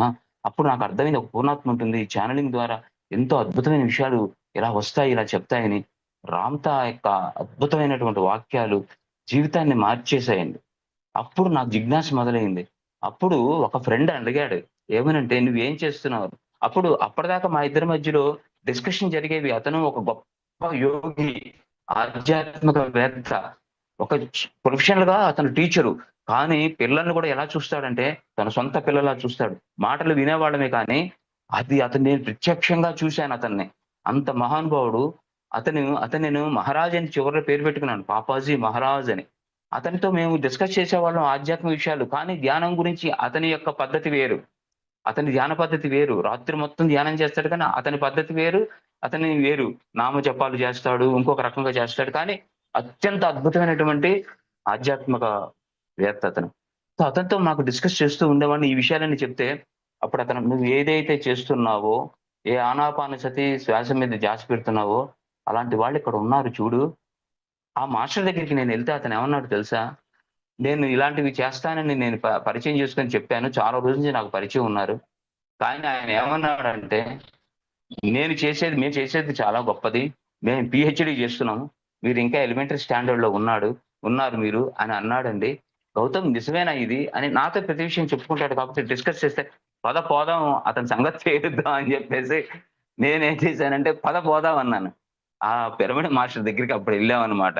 ఏంటి ఎలిమెంటరీ స్కూల్ అంటాడు ఇతన్ని. ఇతను ఇంత మహానుభావుడు. ఇతన్ని పట్టుకొని ఎలిమెంటరీ అంటాడు. అంత పీహెచ్‌డీ చేసినోడు ఎవడో చూద్దాం పద. మాకు కావాల్సింది వాళ్ళే కదా! అని చెప్పేసి వెళితే, చాలా గొప్ప మాస్టర్ ఆయన. మంచివాడు. అతను కూడాను తక్కువ అద్భుతమైనటువంటి జ్ఞానం కలిగినవాడు. Pyramid master. Pyramid care centre పెట్టారు. ఆ పిరమిడ్ సెంటర్ పేరు న్యూ ఎనర్జీ. నేను నవ్వుకున్నాను. న్యూ ఎనర్జీ పేరు చూడంగానే. ఎనర్జీలో కూడా న్యూ అని ఓల్డ్ ఉంటాయేంటి? Energy is energy. అంటే ఆ యొక్క లాజిక్ మెంటాలిటీ ఎలాగుంటుందంటే, energy itself it is energy. దీంట్లో ఓల్డ్ ఎనర్జీ ఏంటి? న్యూ ఎనర్జీ ఏంటి? అని కూడా అనుకున్నాను. టైటిల్ తెలుసు నాకు. దాని వెనకాల నేపథ్యం తెలీదు కదా! అనుకోని లోపలికెళ్తే శ్వాస మీద ధ్యాస ఇవన్నీ చెప్పాడు. అప్పుడు 'రామ్‌తా' పుస్తకం ఆవిడకి ఇచ్చేసాను కదా నేను. ఎవరైతే ఇచ్చారో మేడమ్‌కి ఇచ్చాను. ఈయన దగ్గర 'రామ్‌తా' పుస్తకం ఉంది. సేల్స్‌కి పెట్టారు. వెంటనే 'రామ్‌తా' పుస్తకం ఒకటి నేను తీసేసుకున్నాను. ఇదేదో భగవద్గీత లాంటి గ్రంథం నా దగ్గర ఉండాల్సిందే అన్నట్టుగా వెంటనే నాకు ఆల్రెడీ లైబ్రరీ ఉంది. ఇలాంటి పుస్తకాలతో నిండిపోయి ఉంటుంది. సైకాలజీ, పారాసైకాలజీ ఇలాంటి పుస్తకాలతో అతీంద్రియ శక్తులు, ఈ పెద్ద పెద్ద ప్రయోగాలు, అతీంద్రియ శక్తులు ఈవెన్ బ్లావెట్స్‌కీకి సంబంధించినవి, అన్‌బీసెంట్‌కి సంబంధించినవి, జిడ్డు కృష్ణమూర్తి పుస్తకాలు, మీకు ఇంకొక విషయం చెప్పడం మర్చిపోయాను. ఇంత నేను నాస్తిక మహాసమాజంలో తిరుగుతూ కూడాను థియోసాఫికల్ సొసైటీకి వెళ్ళామన్నాను. ఏమిటో మరి అంత కన్ఫ్యూజన్, గందరగోళం, విచిత్రమైన విషయం. ఒక పక్క థియోసాఫికల్ సొసైటీకి వెళ్తూ ఉండాను, ఒక పక్క నాస్తిక సమాజానికి వెళ్తుండాను. మా ఫ్రెండ్స్‌కి అంతు పట్టదు వాళ్ళకి. నాకు ఇది సత్యంలాగా ఇది నిజమే అనిపించేది. ఇది నిజమే అనిపించేది. ఒకసారి నేను థియోసాఫికల్ సొసైటీకి వెళ్తే మాస్టర్ గారు నుంచొని ఒక క్లాస్ చెప్తున్నాడనమాట. రోజు ఈవినింగ్ జరిగేదనమాట భజన సాంగత్యం. అలా జరుగుతున్నప్పుడు ఆయన జిడ్డు కృష్ణమూర్తి గారు చెప్పిన అవేర్‌నెస్ క్లాస్ చెప్పాడు. అది ఇంటర్మీడియేట్ నేను చదువుతున్నాను. అవేర్‌నెస్ క్లాస్ చెప్పేసరికి ఈ క్షణంలో ఉండటం. మనం గతంలో గాని, భవిష్యత్తులో గాని ఉంటాం. ఈ క్షణంలో ఉండటం.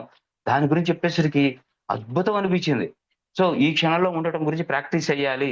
అదే జిడ్డు కృష్ణమూర్తి గారి పుస్తకాలు చదివేస్తే ఆయన చాలా అద్భుతంగా కుండబద్దలు కొట్టి చెప్తున్నట్టుగా జిడ్డు కృష్ణమూర్తి గారు వేమన శతకాలు, వేమన పద్యాలు, అరే అపర వేమన అని కూడా పిలిపించుకున్నాను నేను. ఎందుకంటే ఈ వేమన అన్నిటిని ఖండించేసేవాడు కాబట్టి మనకిష్టం ఉండేది. మూఢ నమ్మకాలను ఖండించేవాడండి అద్భుతంగా.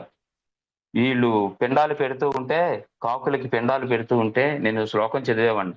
ఈ శ్లోకాలు బహుశా ఎవరికీ అందుబాటులో లేవు. అందుబాటులో లేని శ్లోకాలు మేము బయటికి తీసామనమాట. అప్పట్లో రీసెర్చ్ చేసి. పిండమును చేసి కాకులు అహా! పిండమును చేసి పితరులను తలపోసి కాకులుకొన్ పెట్టు గాడిదలారా, పియ్య తినడి కాకి పితరుడెట్లాయరా విశ్వదాభిరామ వినురవేమ. ఇంత భయంకరంగా ఖండించేసరికి మాకు వేమను కూడా రీసెర్చ్ చేసేసేవాళ్ళం అనమాట.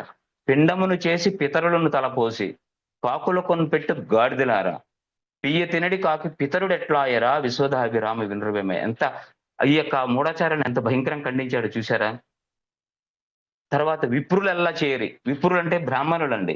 విప్రులెల్లా చేరి వెర్రి కోతలు కూసి, అంటే మంత్రాలు చదివనమాట.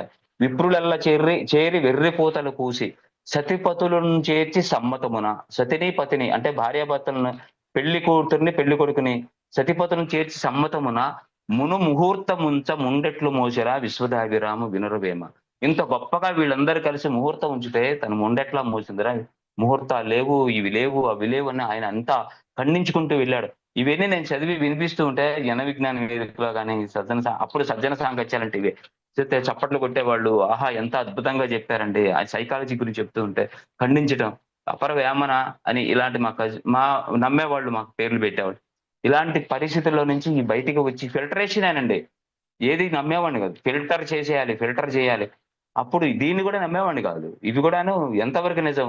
నా అనుభూతికి చెందే వరకు, నా ఎక్స్‌పీరియన్స్‌కి వచ్చే వరకు నేను చేస్తాను. ఎంతవరకన్నా చేస్తాను సాధన. కానీ నేను ఎక్స్‌పీరియన్స్ పొందాలి. అప్పుడే నేను నమ్ముతాను అనుకునేవాడిని. దానికోసం నేను సాధన చేస్తాను. బ్లైండ్‌గా కొట్టేయనండి. అది మీరు సాధన చెప్పండి ఏం చేయాలో అనే స్థితిలో ఉండేవాడిని. అప్పుడు మాస్టర్ గారు ఆ పిరమిడ్స్ అవి ఉండేవి. ధ్యానం చేసేవాళ్ళం. ఇక రోజు వెళ్ళటం, డిస్కస్ చేయటం, రోజు వెళ్ళటం, విషయాలు మాట్లాడటం. ఇంకా ఇలా మాట్లాడితే ఎంతకాలం మాట్లాడతాం? ఎంతసేపు చేస్తాం? మనం సాధన చేయాల్సిందే. సాధన చేస్తేనే మనకొస్తుంది అనుకోని ఇంకా సాధన చేయటం, సేతు విజ్ఞానం, రామ్తా విజ్ఞానం. అప్పుడు ఇవే కదా ఛానెలింగ్ ద్వారా వచ్చిన subject. Mind power, thought power, సేతు మెటీరియల్ ఇవి అవి చేస్తూ ఈ నేపథ్యంలో బాలకృష్ణ గారు వాళ్ళు పెడితే సేతు విజ్ఞానం తిరుపతిలో పెట్టారు. వైజాగ్‌లో పెడతా ఉన్నారు. కానీ మనం ఆగలేకపోయినాం అన్నమాట. నెక్స్ట్ మంత్ వైజాగ్‌లో ఉంటుందంటే, లేదని తిరుపతి వెళ్ళిపోయి, అలా తిరుపతిలో వెళ్ళిపోయి జపాలి తీర్థం వెళ్ళిపోతాను. తిరుపతి వెళ్తే నేను జపాలి తీర్థం వెళ్ళిపోతాను. మీరు తిరుపతి వెళ్ళినప్పుడు మిగతావి చేస్తారు కానీ జపాలి తీర్థం వెళ్తారో వెళ్ళరో నాకు తెలియదు కానీ నాకెందుకో జపాలి తీర్థం దగ్గర ఆగిపోయాను నేను ఒకరోజు. ఇయన్నీ తిరుగుతూ. అంటే అప్పుడు చిన్నప్పుడు వెళ్ళేవాడిని. దైవ దర్శనం చేసుకోకుండా వచ్చిన రోజులు చాలా రోజులున్నాయి. ఇక తలనీలాలంటే పక్కన పెట్టండి. దైవ దర్శనం చేసుకోకుండా నేచర్‌ని చూసుకోవడానికి వెళ్లి వీళ్ళందరూ క్యూ కాంప్లెక్స్‌లో పడి ఏడిస్తే నేను జలపాతాలు, ఆ కొండలు, కోనలు ఫోటోలు తీసుకుంటూ ఆ కెమెరాలతో డొక్కు కెమెరాలతో గడిపేసిన రోజులున్నాయి. ఏవో అయిపోతుంది తలనీలాలు అవ్వకపోతే దర్శనం చేసుకోకపోతే అనేవాళ్ళు. అన్నీ వాళ్ళకి జీవితంలో ఏది జరిగాయి, నాకు జీవితంలో అవే జరిగాయి. వాళ్ళు ఆత్మీయుని పోగొట్టుకున్నారు, నేను ఆత్మీయుని పోగొట్టుకున్నాను. నాకేం జరిగాయి, వాళ్ళకి అవే జరిగాయి. ఏమీ లేదు. అది వాటికి సంబంధం లేదని నాకు అర్థమైపోయింది. ఆ నేపథ్యంలో ఈ ఈ ఇట్లా జరుగుతూ ఉన్నప్పుడు ఇక్కడ ఏదో లింక్ మిస్ అయ్యా నేను. ఏదైనా అంటే ఈ టైంలో ఉండంగా తిరుపతి వెళ్ళిపోయి సేతు బాలకృష్ణ గారు ఆపరేషన్ అవన్నీ పెట్టారు. యాస్ట్రల్ ఆపరేషన్స్ అన్నీ పెట్టాను గానీ, నాకు పెద్దగా అనుభవం కలగలేదు కానీ, ఆ మెటీరియల్ బాగా నచ్చింది. సేతు విజ్ఞానం పుస్తకాలు బాగా చదివాను. వచ్చి నేను ధ్యానం చేస్తూ ఉండాను. బుక్స్ తెచ్చుకొని ఇది చదువుతూ ఉండేవాడిని. రిలాక్సేషన్ కోసం పక్కన పెట్టి ధ్యానం చేసేవాడిని. ధ్యానం నుంచి బయటికి రాగానే మళ్ళీ చదువుతూ ఉండేవాడిని. ఈ నేపథ్యంలో ఒకసారి ఒక పుస్తకం చదువుతూ ఉన్నాను. ఆ పుస్తకం పేరు 'రామ్‌తా' పుస్తకం చదువుతున్నాను. అందులోనే సారీ, టి. లోక్సాంగ్ రాంపా రాసిన 'మరణం లేని మీరు.' ఆ 'మరణం లేని మీరు' పుస్తకం చదువుతున్నప్పుడు మీరు ఆరాని చూడగలరు అని చెప్పాడనమాట. సూక్ష్మ శరీరయానం చేయగలరు. చాలా ఈజీగా చేసేయగలరు. నడిచినంత ఈజీగా, మంచినీళ్ళు తాగినంత ఈజీగా అంటే నాకు మండిపోయింది. వీళ్ళు చూసేసారు, వీళ్ళు చేసేసారు గదా! ఈళ్ళు అలాగే చెప్తారు. సైకిల్ తొక్కడం నేర్చుకుంటున్నప్పుడు వీళ్ళనేవాడు మా అన్నయ్య ఎనకాల పట్టుకొని, "అరేయ్! హ్యాండిల్ బార్ ఇలా పట్టుకోరా! అరె ఇలా పెడలింగ్ చేయరా! వెళ్ళిపోతావురా" అనేవాడు. ఆ పళ్ళు రాలుతూ ఉండేవి కింద పడి. ఆడికొచ్చు కదా! వాడు సింపుల్‌గా చెప్పేవాడు. రానోడికి ఎంతో ఇది జీవితంలో వస్తుందా రాదా అనిపిచ్చేది. ఈ రాంతా దాటేసాడు గదా! ఈయన ఇలాగ చెప్తాడు. అది ఈజీ. మంచినీళ్ళు తాగినంత ఈజీ. ప్రతోడు చూస్తాడు. నువ్వు చూడగలవు. ఇదేం గొప్ప విషయం కాదు. ఇవేం సిద్ధులు కాదు అన్నాడు. పుస్తకం తీసి పక్కన పడేసాను నేను. నాకు చిరాకేసి. ఇలాగే చెప్తారు ఈళ్ళు. ఇంతవరకు ఏ అనుభవం లేదు. ఏమీ లేదు అని 2010లో, 9లో బహుశా 10లోనే అనిపిచ్చింది. వెంటనే మళ్ళీ ఆగట్లేదు లోపల. ఏంటా అని చూశాను. నాకు పుస్తకంలో చూశానో తెలియదు. స్క్రోలింగ్ అయిందో తెలియదండి. ఈ తర్వాత పుస్తకాల్లో ఎంత వెతికినా నాకు ఆ 2 వాక్యాలు దొరకలేదు. 2 వాక్యాలు నాకు కళ్ళ ముందర దొరికాయి. ఏంటంటే ఆయన అనుకున్నాడు, ఎవరు లోబ్సాంగ్ రాంపా నాలాంటి మూర్ఖులు ఉంటారని వాళ్ళకి తెలుసు కాబట్టి ఆయనేం చెప్పాడంటే 2 వాక్యాలు నా జీవితాన్ని మార్చాయి. ఏంటంటే ఆ 2 వాక్యాలు "నువ్వు చూస్తేనే నమ్మమంటుంది సైన్స్. నువ్వు చూస్తేనే నమ్మమంటుంది సైన్స్. నువ్వు నమ్మితేనే చూడగలవు అంటుంది ఆధ్యాత్మికత." ఈ 2 లైన్‌లు రాసుకోండి మై డియర్ మాస్టర్స్ కొత్తగా ఎవరైనా వస్తే. ఎందుకంటే నాలాంటి రిజిడ్, స్టబర్న్ లాంటి వాడు ఎవరైనా ఉంటే వాళ్ళకి తొందరగా అనుభవాలు రావు. ఎందుకంటే బ్లాక్స్ ఏర్పరుచుకుంటాం మనం. ఎందుకంటే మనం నమ్మం. ఒక పక్కన నమ్మం నమ్మం కాబట్టి నమ్మి చావం కాబట్టి. ఆయన చెప్తాడనమాట. "నువ్వు చూస్తేనే నమ్మమంటుంది సైన్స్. చూస్తేనే నమ్మమంటుంది సైన్స్. నువ్వు నమ్మితేనే చూడగలవంటుంది ఆధ్యాత్మికత." ఈ 2 వాక్యాలు చదివేసరికి ఒక రకమైనటువంటి శక్తి నా లోపలికి వచ్చేస్తోంది. జిజ్ అనే ఒక ఊజింగ్ సౌండ్‌తో నా లోపలికి వెళ్ళిపోతుందన్నమాట. వస్తుంది హిస్సింగ్ వాయిస్ వచ్చేస్తుంది జిజ్ అని. ఒక ఎనర్జీ నా లోపలికి వెళ్ళిపోతోంది. అంటే నా బ్లాక్ ఎగిరిపోయిందన్నమాట అప్పుడు. నా లోపల నుంచి ఒకటి బయటికెళ్ళిపోతున్నట్టుగా అనిపించింది నాకు. బహుశా అది ఇగో అయ్యుండొచ్చండి. అహం అడ్డుతోంది కదా నన్ను ఇప్పటిదాకా. ఈడేంట్లే లోప్సాంగ్ రాంప ఏంట్లే, సేతు ఏంట్లే, ఆ! రామ్‌తో చెప్తే ఏంట్లే అన్నంత స్థితిలో ఉన్నాను. ఈ బయటికెళ్ళిపోతూ ఉన్నాయి ఇవి. ఎందుకనో నేను ఇలా తిరిగి నేను తిరగలేదండి. ఎవరో నా మొహం ఇలా తిప్పినట్టుగా అనిపించింది.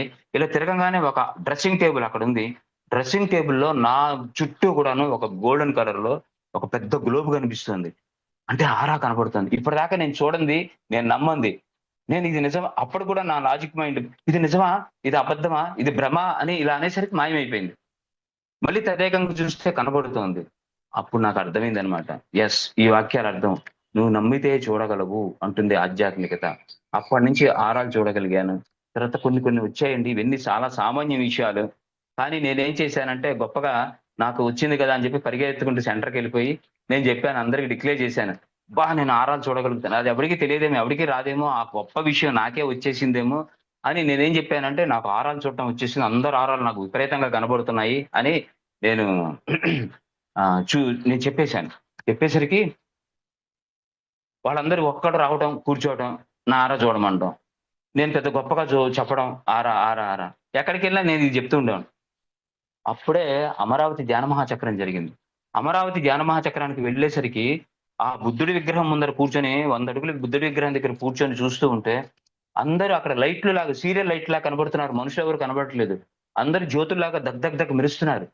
మహా తల్లి, గొప్ప పిరమిడ్ మాస్టరు, అద్భుతమైన మహా తల్లి రేవతి మేడం గారు అప్పుడే పరిచయమయ్యారు. రేవతి మేడం గారు ఆ యొక్క కాఫెటేరియాకి వచ్చారు. ఇంకొక మేడం పరిచయం చేశారు. మేడం ఈయనెవరో చాలా చాలా చాలా తక్కువ సమయం అయింది. 4, 5 నెలలే అయిందిట వచ్చి. కానీ చాలా విషయాలు, చాలా అనుభవాలు జరిగాయి అని పరిచయం చేస్తే, ఆవిడ అసలు నేను జూనియర్‌నని ఏమి అసలు ఆమెలో అసలేమీ లేదు. చిరునవ్వుతో అహంకారం లేకుండా నిరహంకారంగా నవ్వుతూ ఎన్ని విషయాలు మాట్లాడి, ఎన్ని విషయాలు చెప్పిందంటే, ఆవిడ బంగారం రంగులో కనపడుతోంది. దగ దగ దగ దగ మెరిసిపోతూ. మేడం మీరేంటి బంగారం రంగులో మెరిసిపోతూ కనపడుతున్నారు? నాకేంటి అర్థం కావట్లేదు. ఈ రంగులేమిటి? ఈ మెరుపులేంటి ఇలా కనపడుతున్నారు? ఏమైంది నాకు అని అడిగితే నవ్వారు. చిరునవ్వు నవ్వారు. నవ్వి "నువ్వు ఆహ్, ఆహ్, నువ్వు చదువుతున్న పుస్తకం తర్వాత వస్తుంది చూడు. వాటి యొక్క రంగులు, వాటి యొక్క విశేషాలు వస్తాయి. పూర్తి చెయ్యి ఆ పుస్తకం" అన్నారనమాట. నా చేతిలోనే ఉంది ఆ పుస్తకం పూర్తి చేశాను. అప్పుడు నాకు ఈ రంగులు ఆరాలు పోనీ నేను ఊరుకున్నానా, ఆ తర్వాత రంగులు కనబడుతున్నాయని మళ్ళీ డిక్లేర్ చేశాను. ప్రతివాడు వచ్చి కూర్చోవడం, ఎలా ఉంది నా ఆరా అంటాం. అప్పుడేనండి అక్కడ అమరావతిలోనే ఆరాలు డిటెక్షన్ అనే ఒక పెద్ద డివైస్ ఏదో పెట్టారు. ఎవడి ఆరా ఎంత ఉంటుందో అని అక్కడ ₹500కి ఎంతకో పెట్టారు. ఒక్కొక్కడు ఎళ్లి కూర్చొని ఈ నా ఆరా ఇంత ఉంది, ఇంత ఉంది అని చెప్తున్నారు. పత్రిజీ గారి ఆరా కొన్ని మైళ్ళ కిలోమీటర్ల దూరం ఉందని, బుద్ధుడి ఆరా ఇంత ఉందని ప్రచారం జరుగుతుంది. ప్రతోడు వచ్చి ఫ్రీగా చెప్తున్నాను కదా అని నా ఎదురుగుండా కూర్చోవటం, ఆరా అడగటం. ఆరా రంగుని మళ్ళీ ఆరా అడిగిన తర్వాత రంగు అడగటం. అలా అలా నేను చెప్తూ పోతుంటే నా శక్తి అంతా క్షీణించి నాకు ఆరాలు కనపడటం మానేసింది. కానీ మొహమాటం కొద్దీ నేను చెప్తున్నాను. నీ ఆర మళ్ళీ ఇంతే ఉందిరా అంటే ఏమనుకుంటారని, నీ ఆర చాలా పెద్దదిగా ఉందని, చాలా అద్భుతమైనటువంటి ఆరెంజ్ రంగులో ఉందని, లేకపోతే నీలి రంగులో ఉందని, నువ్వు ఆధ్యాత్మికవేత్తవని, ఇలా చెప్పాల్సిన కర్మ నాకేం పట్టింది? ఎందుకు నేను ఇలా చేస్తున్నాను? అని అప్పటి నుంచి ఆరాల యొక్క ఆరా తీయటం మానేశాను. అప్పుడు మళ్ళీ నేను ఎనర్జీ పోసుకోవడం మొదలుపెట్టాను. ఆ నేపథ్యంలో ఒకసారి కిందకెళ్తే పత్రిజీ గారు ఫస్ట్ టైమ్ నేను పత్రిజీ గారిని ఒక విచిత్రమైన విషయం చెప్పమంటారా? మనకి సమయం చాలదు గానీ, ఆ రోజు ఫస్ట్ టైము పత్రిజీ గారు స్టేజ్ మీదకొచ్చినప్పుడు, ధ్యానంలో కూర్చోబెట్టారు ఫ్లూట్ వాయిస్తూ. కళ్ళు మూసుకున్నాను. 4 నాకు విజన్స్ కనిపిచ్చాయి. ఆ 4 విజన్స్ అయిపోయిన తర్వాత ధ్యానం నుంచి బయటికొచ్చాము. పత్రిజీ గారు స్పీచ్ మొదలుపెట్టారు. పత్రిజీ గారు ఒక్కొక్క స్పీచ్ చెప్తూ ఉంటే, ఒక్కొక్క విజను క్లారిటీగా వస్తుందనమాట. మీరందరూ కలిసి నాకు ఫస్ట్ ఒక యుద్ధ భూమి కనిపించింది. ఇంత చక్కగా ఇంతమంది సామూహిక ధ్యానం చేస్తూ ఉంటే, పౌర్ణమి సందర్భంలో పౌర్ణమి అనుకుంటాను అప్పుడు దగ్గరలో ఉందనుకుంటాను. ఇంతమంది ఇంత ధ్యానం అద్భుతంగా కృష్ణానది ఒడ్డున ఇంత బుద్ధుడి విగ్రహం, ఇంత ఆయన మహా దేవాలయం అక్కడ బౌద్ధ విహారం ఉంది. మరి ఇటువంటి స్థితిలో ఇక్కడ నేను ధ్యానం చేస్తుంటే యుద్ధ భూమి కనిపించింది. కవాతులు చేస్తున్నారు మిలిటరీ వాళ్ళు ఏంటా అనిపించింది.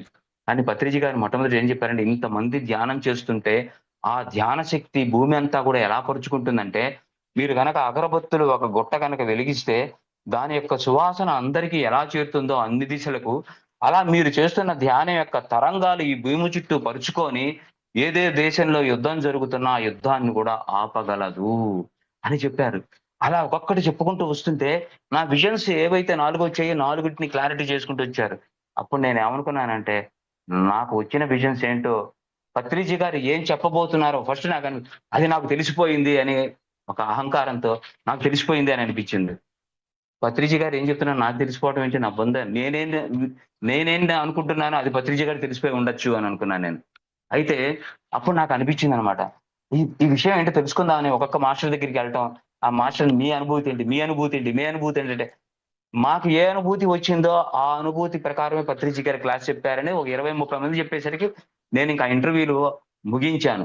ఎందుకంటే అక్కడ ఉన్న వేల మందికి సంబంధించిన అత్యంత అద్భుతమైనటువంటి స్పీచ్ పత్రిజీ గారు 15 మినిట్స్‌లో ఎవరికి ఏది కావాలో అది అందించగలిగారని అర్థమైంది. ఇలా తిరిగి ఇలా అయిపోంగానే ఇంటర్వ్యూ ఇలా తిరగంగానే పత్రిజీ గారు టక్కని ఎదురుగుండా ఉన్నారు. అంటే గుంపు ఇలా షేక్ హ్యాండ్‌లు ఇస్తూ తోసుకుంటూ నా దగ్గరికొచ్చారు. ఫస్ట్ టైమ్ పత్రిజీ గారిని ఇలా షేక్ హ్యాండ్ ఇవ్వటం, కళ్ళల్లో కళ్ళు పెట్టుకొని ఆయన చూసారు. ఇలా కాసేపు తదేకంగా చూసి ఆయన ఎళ్ళిపోయి వెనక్కి తిరిగి చూసి ఎళ్ళిపోయినారు. అప్పుడు అనిపించిందనమాట. ఆహా! ఎంత అద్భుతమైనటువంటి గురువుగారు మనకు దొరికారు. ఆయన అసలు ఎంత ఎనర్జిటిక్‌గా ఉన్నారు. ఏదో తెలియని ఒక తేజస్సు, మాగ్నెటిజం వీరిలో ఉంది. సత్యం అక్కడ అంత కుండ బద్దలు కొట్టినట్టుగా ఉంది. ఇది ఒక అద్భుతమైనటువంటి ప్రదేశంలోకి నేను వచ్చాను అని అనుకున్నాను. అప్పుడే రేవతి మేడం పరిచయం అయ్యారు కదా! వెళ్లి నేను స్టాల్స్‌లో న్యూ ఎనర్జీ అద్భుతమైన పుస్తకం మేడం. న్యూ ఎనర్జీ ఈ రోజుల్లో ఈ క్షణంలో కూడా ప్రతి ఒక్కళ్ళు చదవవలసిన పుస్తకం. మీరు రాసుకోండి. న్యూ ఎనర్జీ ఎసెన్షన్ తర్వాత ఆమె ఆమె సోపానాలు అని రాశారు. ఏదో ఒక సోపానాలని వస్తుంది. ఆ పుస్తకం ఇలాంటి పుస్తకాలు రేవతి మేడం పుస్తకాలని నేను కొనుక్కోవడం జరిగింది. ఆ పుస్తకాలు చదువుతున్నప్పుడు అవి కూడా ఛానెలింగ్ ద్వారా వచ్చిన పుస్తకాలు.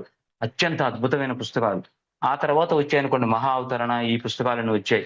ఛానెలింగ్‌కి సంబంధించిన పుస్తకాలన్నీ కూడాను ప్రతి ఒక్కళ్ళు ఈ ఈ క్షణంలో చదవవలసిన పుస్తకాలండి. చాలా తక్కువ సమయం మనకుంది కాబట్టి ప్రతి ఒక్కళ్ళు చదవండి. సో, అటువంటి క్లాసెస్ జరుగుతున్నప్పుడు మీరు అట్నే అటెండ్ అవుతూ ఉండండి. సో, ఆ విధంగా నాకు పిరమిడ్ స్పిరిచువల్ సొసైటీతో నాకు పరిచయం జరిగింది. అక్కడి నుంచి నేను అయితే ఇంకొక చిన్న విషయం చెప్తాను మీకు. అక్కడి నుంచి వచ్చేసాము. ఒక 6 నెలలు గడిచిపోయింది. నేను డిస్కషన్ చేస్తున్నప్పుడు ఇవన్నీ జరుగుతున్నాయి కాబట్టి, నేను క్లాసెస్‌కి వెళ్తున్నాను, క్లాసెస్ వింటున్నాను కానీ క్లాసెస్ చెప్పట్లేదు.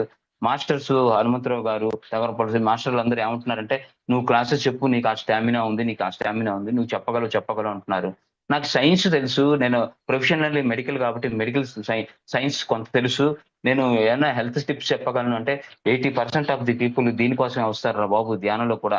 నువ్వు అవి కూడా చెప్పు, ఇది చెప్పు అని అంటూ ఉంటే నేను డిస్కషన్‌లో బాగా పేటరేగిపోయేవాడిని గాని నలుగురు, ఐదుగురు ఉన్నప్పుడు అంతమంది ఉన్నప్పుడు చెప్పడానికి ఇష్టపడేవాడిని కాదు. ఇంకా నేను పుస్తకాలు బోలెడు చదవాలి. చదివిన తర్వాత నేను చెప్తాను. నేను నిష్ణాతుడిని అయిన తర్వాత నేను చెప్తాను అని అనుకుంటూ ఉన్న సమయంలో ఒకరోజు పిరమిడ్‌లోనే అదే పిరమిడ్‌లో ధ్యానం చేస్తుంటే ఒక మాస్టర్ నాకు కనిపించారు. కనిపించి నవ్వుతున్నారు. "స్వామి ఎందుకు నవ్వుతున్నారు? ఏంటి చెప్పండి మీరు" అంటే, "నీ యొక్క ఐడియాలజీ ఎలాగుందంటే, నాకు ఈత వస్తేనే నేను నీళ్ళలో దిగుతా అన్నట్టుందిరా" అని చెప్పేసి ఆయన నవ్వుకుంటూ మాయమైపోయారు.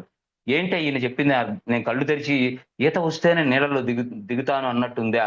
అని నాకు నేను ఆపాదించుకుంటే, నాకు వెంటనే ఇది గుర్తొచ్చింది. నేను నిష్ణాతుడిని అవుతేనే క్లాసులు చెప్తా అన్నాను గదా! అని. గబగబా మెట్లు దిగి కిందకొస్తుంటే స్విచ్ ఆన్ చేశాను సైలెంట్ మోడ్‌లో నుంచి. నాకు రింగ్ అయింది. హనుమంతరావు గారు ఫోను చేసి, "బాబు నీకు నేను క్లాస్ ఫిక్స్ చేశాను ఆదివారం నాడు. నువ్వింక తప్పించుకోలేవు. అందరికి ఫార్వర్డ్ చేశాను మెసేజ్" అన్నారు. 2010లో. అప్పటినుంచి నేను క్లాసులు చెప్పడం మొదలుపెట్టాను. ఆ మొదటి రోజు నా క్లాసే ప్లాసిబో ఎఫెక్ట్ అండి. కానీ ప్లాసిబో ఎఫెక్టు మనకి జోయ్ డిస్పాంజా గారు 2014లోనో, 15లోనో వచ్చింది ఆ బుక్కు. కానీ నా మొట్టమొదటి క్లాసు పిరమిడ్ స్పిరిచువల్ సొసైటీలో ది ప్లాసిబో. ఎందుకంటే మాకు మెడికల్‌లో ఉంటుంది ప్లాసిబో ఎఫెక్ట్ గురించి. ఎందుకనంటే జనాల్లో ఉన్నటువంటి ఫర్ ఎగ్జాంపుల్ మనకి గనక ఏదైనా హెల్త్ ఇష్యూ వచ్చినప్పుడు ఇంట్లో చాలా బాధాకరమైన సిట్యుయేషన్‌లో 104 టెంపరేచర్‌లో ఉంటాం. కానీ వెంటనే హాస్పిటల్‌కి తీసుకెళ్ళంగానే హాస్పిటల్‌లో డాక్టర్ అవైలబుల్‌గా ఉండరు. రౌండ్స్‌లో ఉంటాడు. ఈ లోపల థర్మామీటర్‌తో నర్స్ వచ్చి చూస్తుంది. కానీ ఇంట్లో 104 ఉంటే ఇక్కడికొచ్చేసరికి 101 ఉంటుంది. ఎందుకని 101 ఉంది? ఎన్నో సార్లు ఎంతో మందికి ఎక్స్‌పీరియన్స్ జరుగుతుంది. ఎందుకంటే మనం ఒక సేఫ్ ప్లేస్‌కొచ్చాం. సేఫ్ జోన్‌కొచ్చాము. నర్సులు, డాక్టర్లు అన్నీ ఉన్నాయి. అవైలబుల్‌గా ఉన్నాయి. మెడిసిన్స్ అవైలబుల్‌గా ఉన్నాయి. కాబట్టి మనకి ఇంకేం కాదు అని ఒక మానసికంగా ఒక దృఢమైన పరిస్థితిలోకి వస్తాం కాబట్టి ఆటోమేటిక్‌గా మనకి తగ్గిపోవడం జరుగుతుంది. This is the placebo effect. Placebo effect గురించి చెప్పాలంటే ఒక పెద్ద క్లాసులే అవుతాయి. సో, ఆ రోజుల్లో అది చెప్తే 2015లో మాస్టర్స్ చాలా ఆశ్చర్యపోయారు కొంతమంది. మీరెప్పుడో 2010లోనే ప్లాసిబో ఎఫెక్ట్ గురించి చెప్పారని. మాకు మెడికల్‌లో మాకు ఆ ప్రొవిజన్ ఉంటుంది కాబట్టి ప్లాసిబోకి సంబంధించిన కొన్ని మెడిసిన్స్ కూడా ఉంటాయి. ఆ మెడిసిన్స్‌లో మెడిసిన్ ఉండదు. కేవలం ఒక టాబ్లెట్ మాత్రమే. అత్యవసరమైన పరిస్థితుల్లో ఆ టాబ్లెట్ ఇవ్వడం జరుగుతుంది. వీడు ఎలాగో బతకడు అనుకున్నారనుకోండి. వాడికి ఆ టాబ్లెట్ ఇస్తే, బాబు ఇది అద్భుతం. ఇది రీసెర్చ్ చేసి వచ్చింది అమెరికాలో. ఎట్లాంటి చచ్చిపోయేవాడు కూడా బతుకుతాడు. ఇది రీసెర్చ్ వచ్చింది. ఇదిగో ఇది నీకు ఇస్తున్నాము. ఇది తినగానే లేచి కూర్చొని పరిగెడతా ఉంటారు. అది వేస్తే వాడి వాడి దృఢ సంకల్పంతో ఉంటే వెంటనే నార్మల్ స్టేజ్‌కొచ్చేసి లేచి నడవగలుగుతాడు. లేకపోతే వెళ్ళిపోతాడు. అది వేరే విషయం. కానీ ఒక లాస్ట్ ఛాన్స్‌గా దింపుడు కళ్ళెం అలసగా వేసే కొన్ని టాబ్లెట్స్ ఉంటాయి. ప్లాసిబో ఎఫెక్ట్‌తో. అలాంటి టాబ్లెట్స్ కూడా ఉంటాయి. కాబట్టి మానసికంగా అవి బాగా ఎందుకంటే ఇప్పుడొచ్చే డిసీజులన్నీ కూడా సైకోసోమాటిక్ డిజార్డర్సే అంటారు. మన యొక్క మానసిక స్థితి నుంచే. If you feel I am okay. Okay. మనం ఓకే కాదనుకుంటే ఓకే కాదు.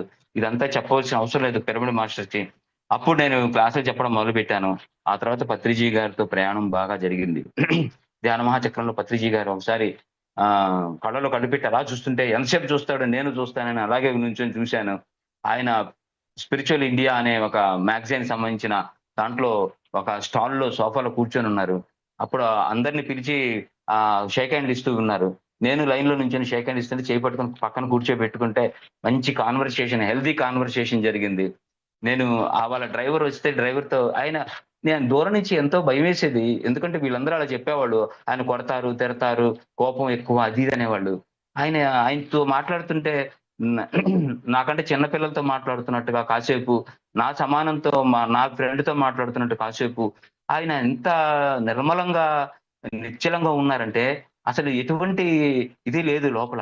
అంత క్లీన్‌గా ఉన్నదనమాట. పారదర్శకంగా, ట్రాన్స్‌పరెంట్‌గా ఉన్నారనిపించింది. అందుకని నేను దూరంగా ఉంటే భయమేస్తుంది. దగ్గరికొస్తే భయమే వేయట్లేదు ఆయన్ని చూస్తే. సరదాగా అసలు ఆలోచనే లేదు. సరదాగా మాట్లాడుతూ పక్కన కూర్చొని ఎన్ని పిచ్చి ప్రశ్నలేసానో, పరిప్రశ్నలేసానో, పిచ్చి ప్రశ్నలేసానో నాకే తెలీదు. అవి పరిప్రశ్నలాగా అనిపించొచ్చు నాకప్పుడు పిచ్చి ప్రశ్నలు.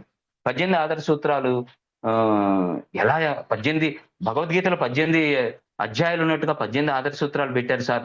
ఎలా 18 వచ్చాయి అని అడిగా నేను. ఎందుకో ఆటోమేటిక్‌గా స్పాంటేనియస్‌గా నాలో వచ్చింది. ఆయన ఎంతో ఇంట్రెస్ట్‌గా కళ్ళు పెద్దవి చేసి మొట్టమొదటి 13 వచ్చాయి బాబు. 13 వచ్చాయి మాకు తెలుసా? చాలా కష్టం మీద 4 తయారు చేసి 17 వచ్చాయి. 17 దగ్గర ఆగిపోయాం. ఒకటి చేయటానికి ఎంత టైం పట్టిందో తెలుసా మాకు? అలాగా 18 చేయాలనే ఉద్దేశంతో 17 దగ్గర ఆగిపోయి చాలా కష్టం మీద 18 చేయడం జరిగిందని ఎంతో ఫ్రీగా డిస్కస్ చేసాం. ఈ లోపల డ్రైవర్ వచ్చాడు. వాళ్ళకి డ్రైవర్ వస్తే, "ఈ డ్రైవర్ నేను ఒరిస్సా ఎలా తిరిగామో తెలుసా? అన్ని రాష్ట్రాలు తిరిగాం. ఒరిస్సా కూడా తిరిగామంటే, ప్రభు అప్పుడు వృత్తిరీత్యా తిరిగారా సార్? ప్రవృత్తి రీత్యా తిరిగారా సార్?" అనంగానే ఆయన కళ్ళు పెద్దవి చేసుకొని ఎంత చక్కగా చెప్పారంటే, "ఆ! ఆ! అప్పుడు వృత్తిరీత్యా తిరిగాను. ప్రవృత్తి కాదు. అప్పుడు వృత్తిరీత్యా తిరిగాను." అని ఎంతో ఇంట్రెస్టింగ్‌గా ఎన్నో విషయాలు డిస్కస్ చేసాం 45 మినిట్స్. ఆ తర్వాత పిరమిడ్ ప్రకృతి వ్యాలీలో ఆయన చేయి పట్టుకొని తీసుకెళ్లటం. ఆయన డైనింగ్ హాల్ దాకా ఎన్నో విషయాలు చెప్పడం. ధ్యాన మహాచక్రంలో అయితే ఎన్ని రోజులయింది నువ్వు ఇక్కడ పిరమిడ్ స్పిరిచువల్ సొసైటీలోకి వచ్చి అని అడిగితే, అప్పటికి 2, 3 ఇయర్స్ అయిపోయింది నేనొచ్చి. ఇంతవరకు నాకెందుకు కనపడలేదు నువ్వు అన్నారు. నేను వస్తూనే ఉన్నాను. షేక్ హ్యాండ్ ఇస్తున్నాను సార్ అన్నాను. పైగా అన్నాను, "ఎందుకు కనపడలేదు సార్? ఎన్నో జన్మల నుంచి ఎక్స్ట్రాలు కదా మనకు కొంచెం. ఇప్పుడేంటి సార్ ఎన్నో జన్మల నుంచి కలిసే వస్తున్నాం గదా!" అన్నానన్నమాట. అంటే ఆయన చెప్పిన మాటే మీరంతా నాతో వచ్చారని అనేవాళ్ళు గదా! మీరంతా నాతో పాటు ఆండ్రోమెడా గెలాక్సీ నుంచి వచ్చారని ఒక క్లాస్‌లో చెప్తుంటే, మీతో ప్రయాణం చేస్తుంటే ఇలా చూసి, "ఆహా!" అన్నారు. "ఆహా! చాలా ఎక్స్ట్రాలే అన్నారు మరి. ఆహా! అంత బాగా తెలిసిపోయిందా నీకని అన్నారు." మొత్తానికి ఆహా! అని నవ్వారు. అమ్మో! కొంచెం జాగ్రత్తగా ఉండాలి. ఎక్స్ట్రాలు మాట్లాడుతున్నానేమో అని గూడా అనిపించింది. అలా ఎన్నో విషయాలు అలా జరుగుతూ ఉన్నప్పుడు ఒక్కసారి నాకు ఆయన్ని యానంలోను, మండపేటలోను క్లాస్ జరుగుతున్నప్పుడు మధ్యలో వచ్చారు. నేను ఆపేసాను. ఆపేస్తే ఆయన కంటిన్యూ చేయమని ఫ్రంట్ లైన్‌లో కూర్చున్నారు. పత్రిజీ గారు ఫ్రంట్ లైన్‌లో కూర్చుంటే మనకి మాటొస్తుందండి. కానీ అదేంటో ఒక శక్తి నాలో ప్రవహించింది. క్లాస్ చెప్పేసాను. పూర్తి చేశాను మిగతా 1 అవర్ క్లాసు. మరి బుద్ధుడి గురించి చాలా విషయాలొచ్చాయి అందులో. దిగంగానే మాస్టరు "సార్ బుద్ధుడి గురించి చాలా అద్భుతంగా ఏం చెప్తారనంటే, బుద్ధుడితో తిరిగినోడు బుద్ధుడి గురించి చెప్పట్టాయ్" అని పత్రిజీ గారు చేపట్టుకొని ఎళ్లారు. ఒకసారి కారులో ప్రయాణం చేస్తున్నప్పుడు మాత్రం నేను అన్నాను, నోరు ఊరుకోదు కదా! నందా గారున్నారు. ఎవరికైనా భయం పత్రిజీ గారు మాట్లాడితే ఏదో ఆయన మాట్లాడితే విందాం అని ఉంటుంది గానీ, ఎవరికైనా "ఏదో ఒకటి మాట్లాడండ్రాయ్" అన్నారాయన కొంచెం చిరాగ్గా. అనేసరికి మరి ఏదో ఒకటి మాట్లాడాలి. కొడితే కొడతారు, తిడితే తిడతారు అంతే కదా! ఏం చేస్తారు? కొడతారు, తిడతారు అంతే కదా! అని నేనన్నాను, "ఇదే సార్ నేను మీతో ఫస్ట్ టైమ్ ప్రయాణం చేయటం" అన్నాను. మరి ఎక్స్ట్రాలు కాకపోతే ఏంటి? "ఇదే సార్ ఇది "ఆహా!" అని వెనక్కి తిరిగారు. "నువ్వు ఎన్నో జన్మల నుంచి ప్రయాణం చేస్తూ వస్తున్నావే నాతో. మనందరం కలిసి ప్రయాణం చేస్తున్నాం. ఇదే ప్రయాణం చేయటం" అంటే, "భౌతికంగా సార్" అన్నాను. "భౌతికంగా అప్పుడు కూడా ప్రయాణం చేసావోయ్" అన్నారు. అనేసరికి ఇంక నోరు మూసి కూర్చున్నాను నేను. అంటే నవ్వుతూ అన్నారు. అద్దంలోంచి ఆయన నా వంక చూసారు. నేను అద్దంలోంచి ఆ రియర్ మిర్రర్‌లో చూసాను. అలా కొన్ని అద్భుతమైనటువంటి విషయాలు నేను ఆయనతో ప్రయాణం చేసి పొందుపరుచుకున్నాను. ఇంకా ధ్యానం చేస్తున్నప్పుడు ఇప్పుడు కూడాను చాలా విషయాల్లో గైడెన్స్ ఇస్తున్నారు. ఆ చైతన్యం ఇప్పటికి మన చుట్టూనే ఉంది. ఇప్పుడు ఆ చైతన్యమే నా చేత మాట్లాడిస్తుంది అని అనిపిస్తూ ఉంది కూడా నాకు. ఆ మహానుభావుడు మనకి అత్యంత అద్భుతమైనటువంటి పత్రిజీ గారు. నిజంగా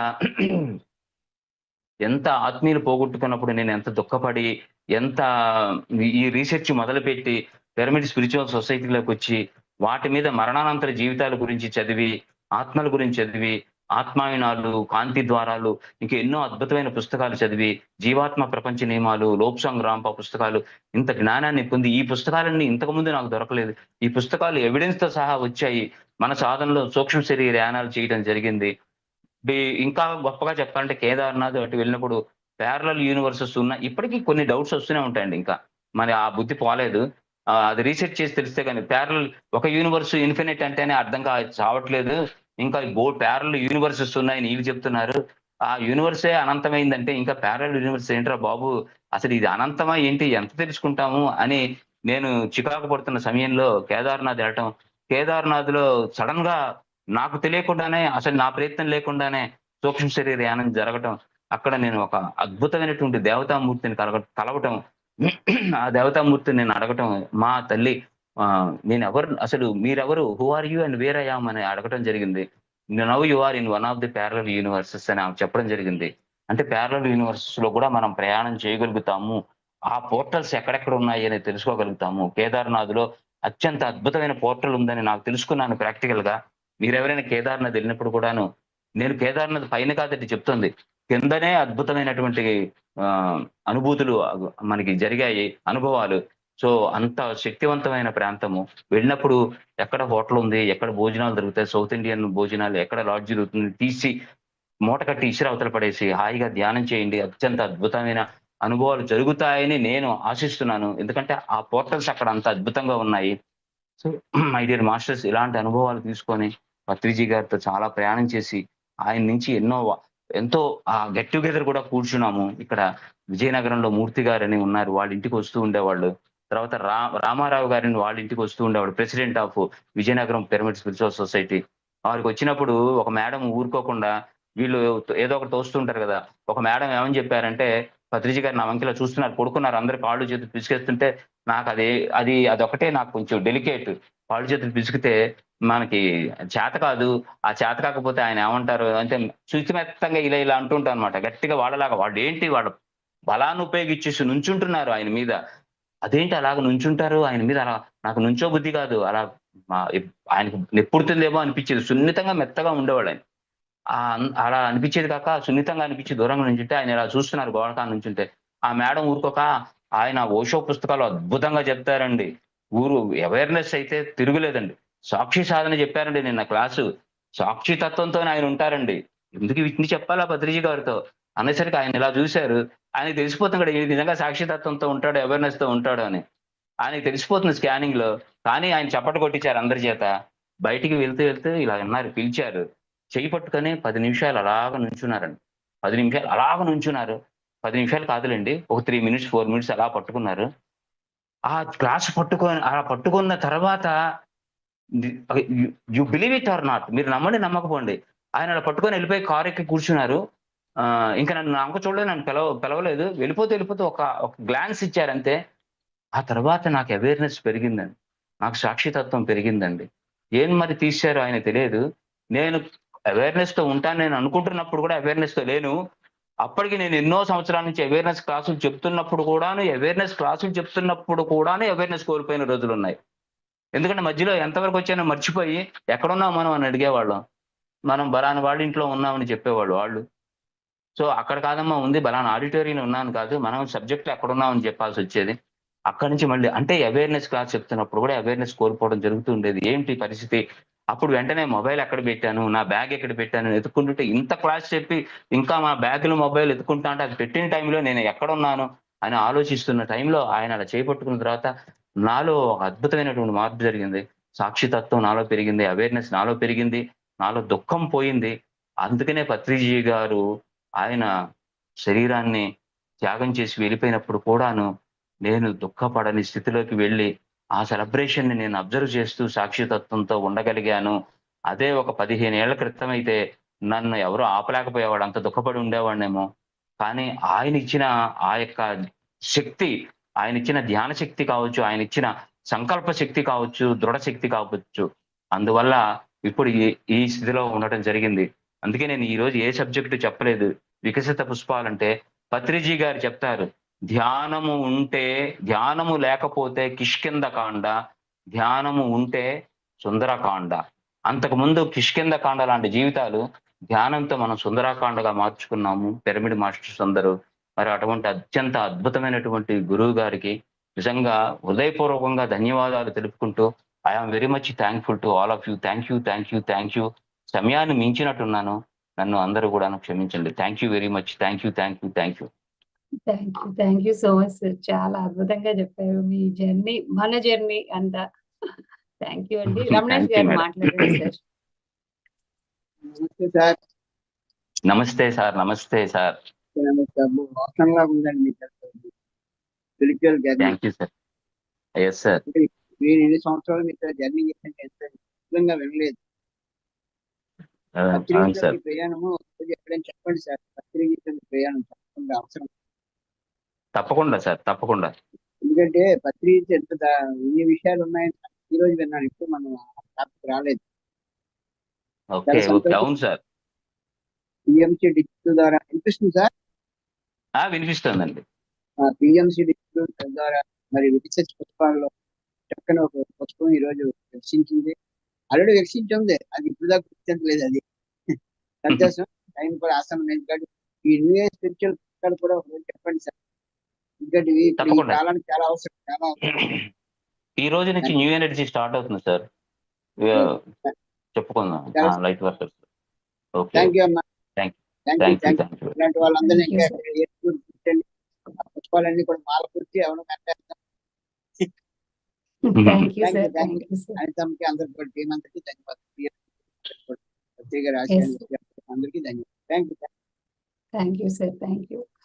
చాలా మంది వికసిత పుష్పాలు ఉన్నాయి. అవి ఉన్నాయి కాదు, ఉన్నారు చాలా మంది మాస్టర్స్. చాలా కొద్దిమంది మాస్టర్స్ మాత్రమే మనకి తెర ముందుకు వస్తున్నారు. తెర వెనక రాని వాళ్ళు చాలా మంది ఉన్నారు. ఈ ఎంతో రోజు మంది ఉన్నారు నుంచి యెస్ సార్.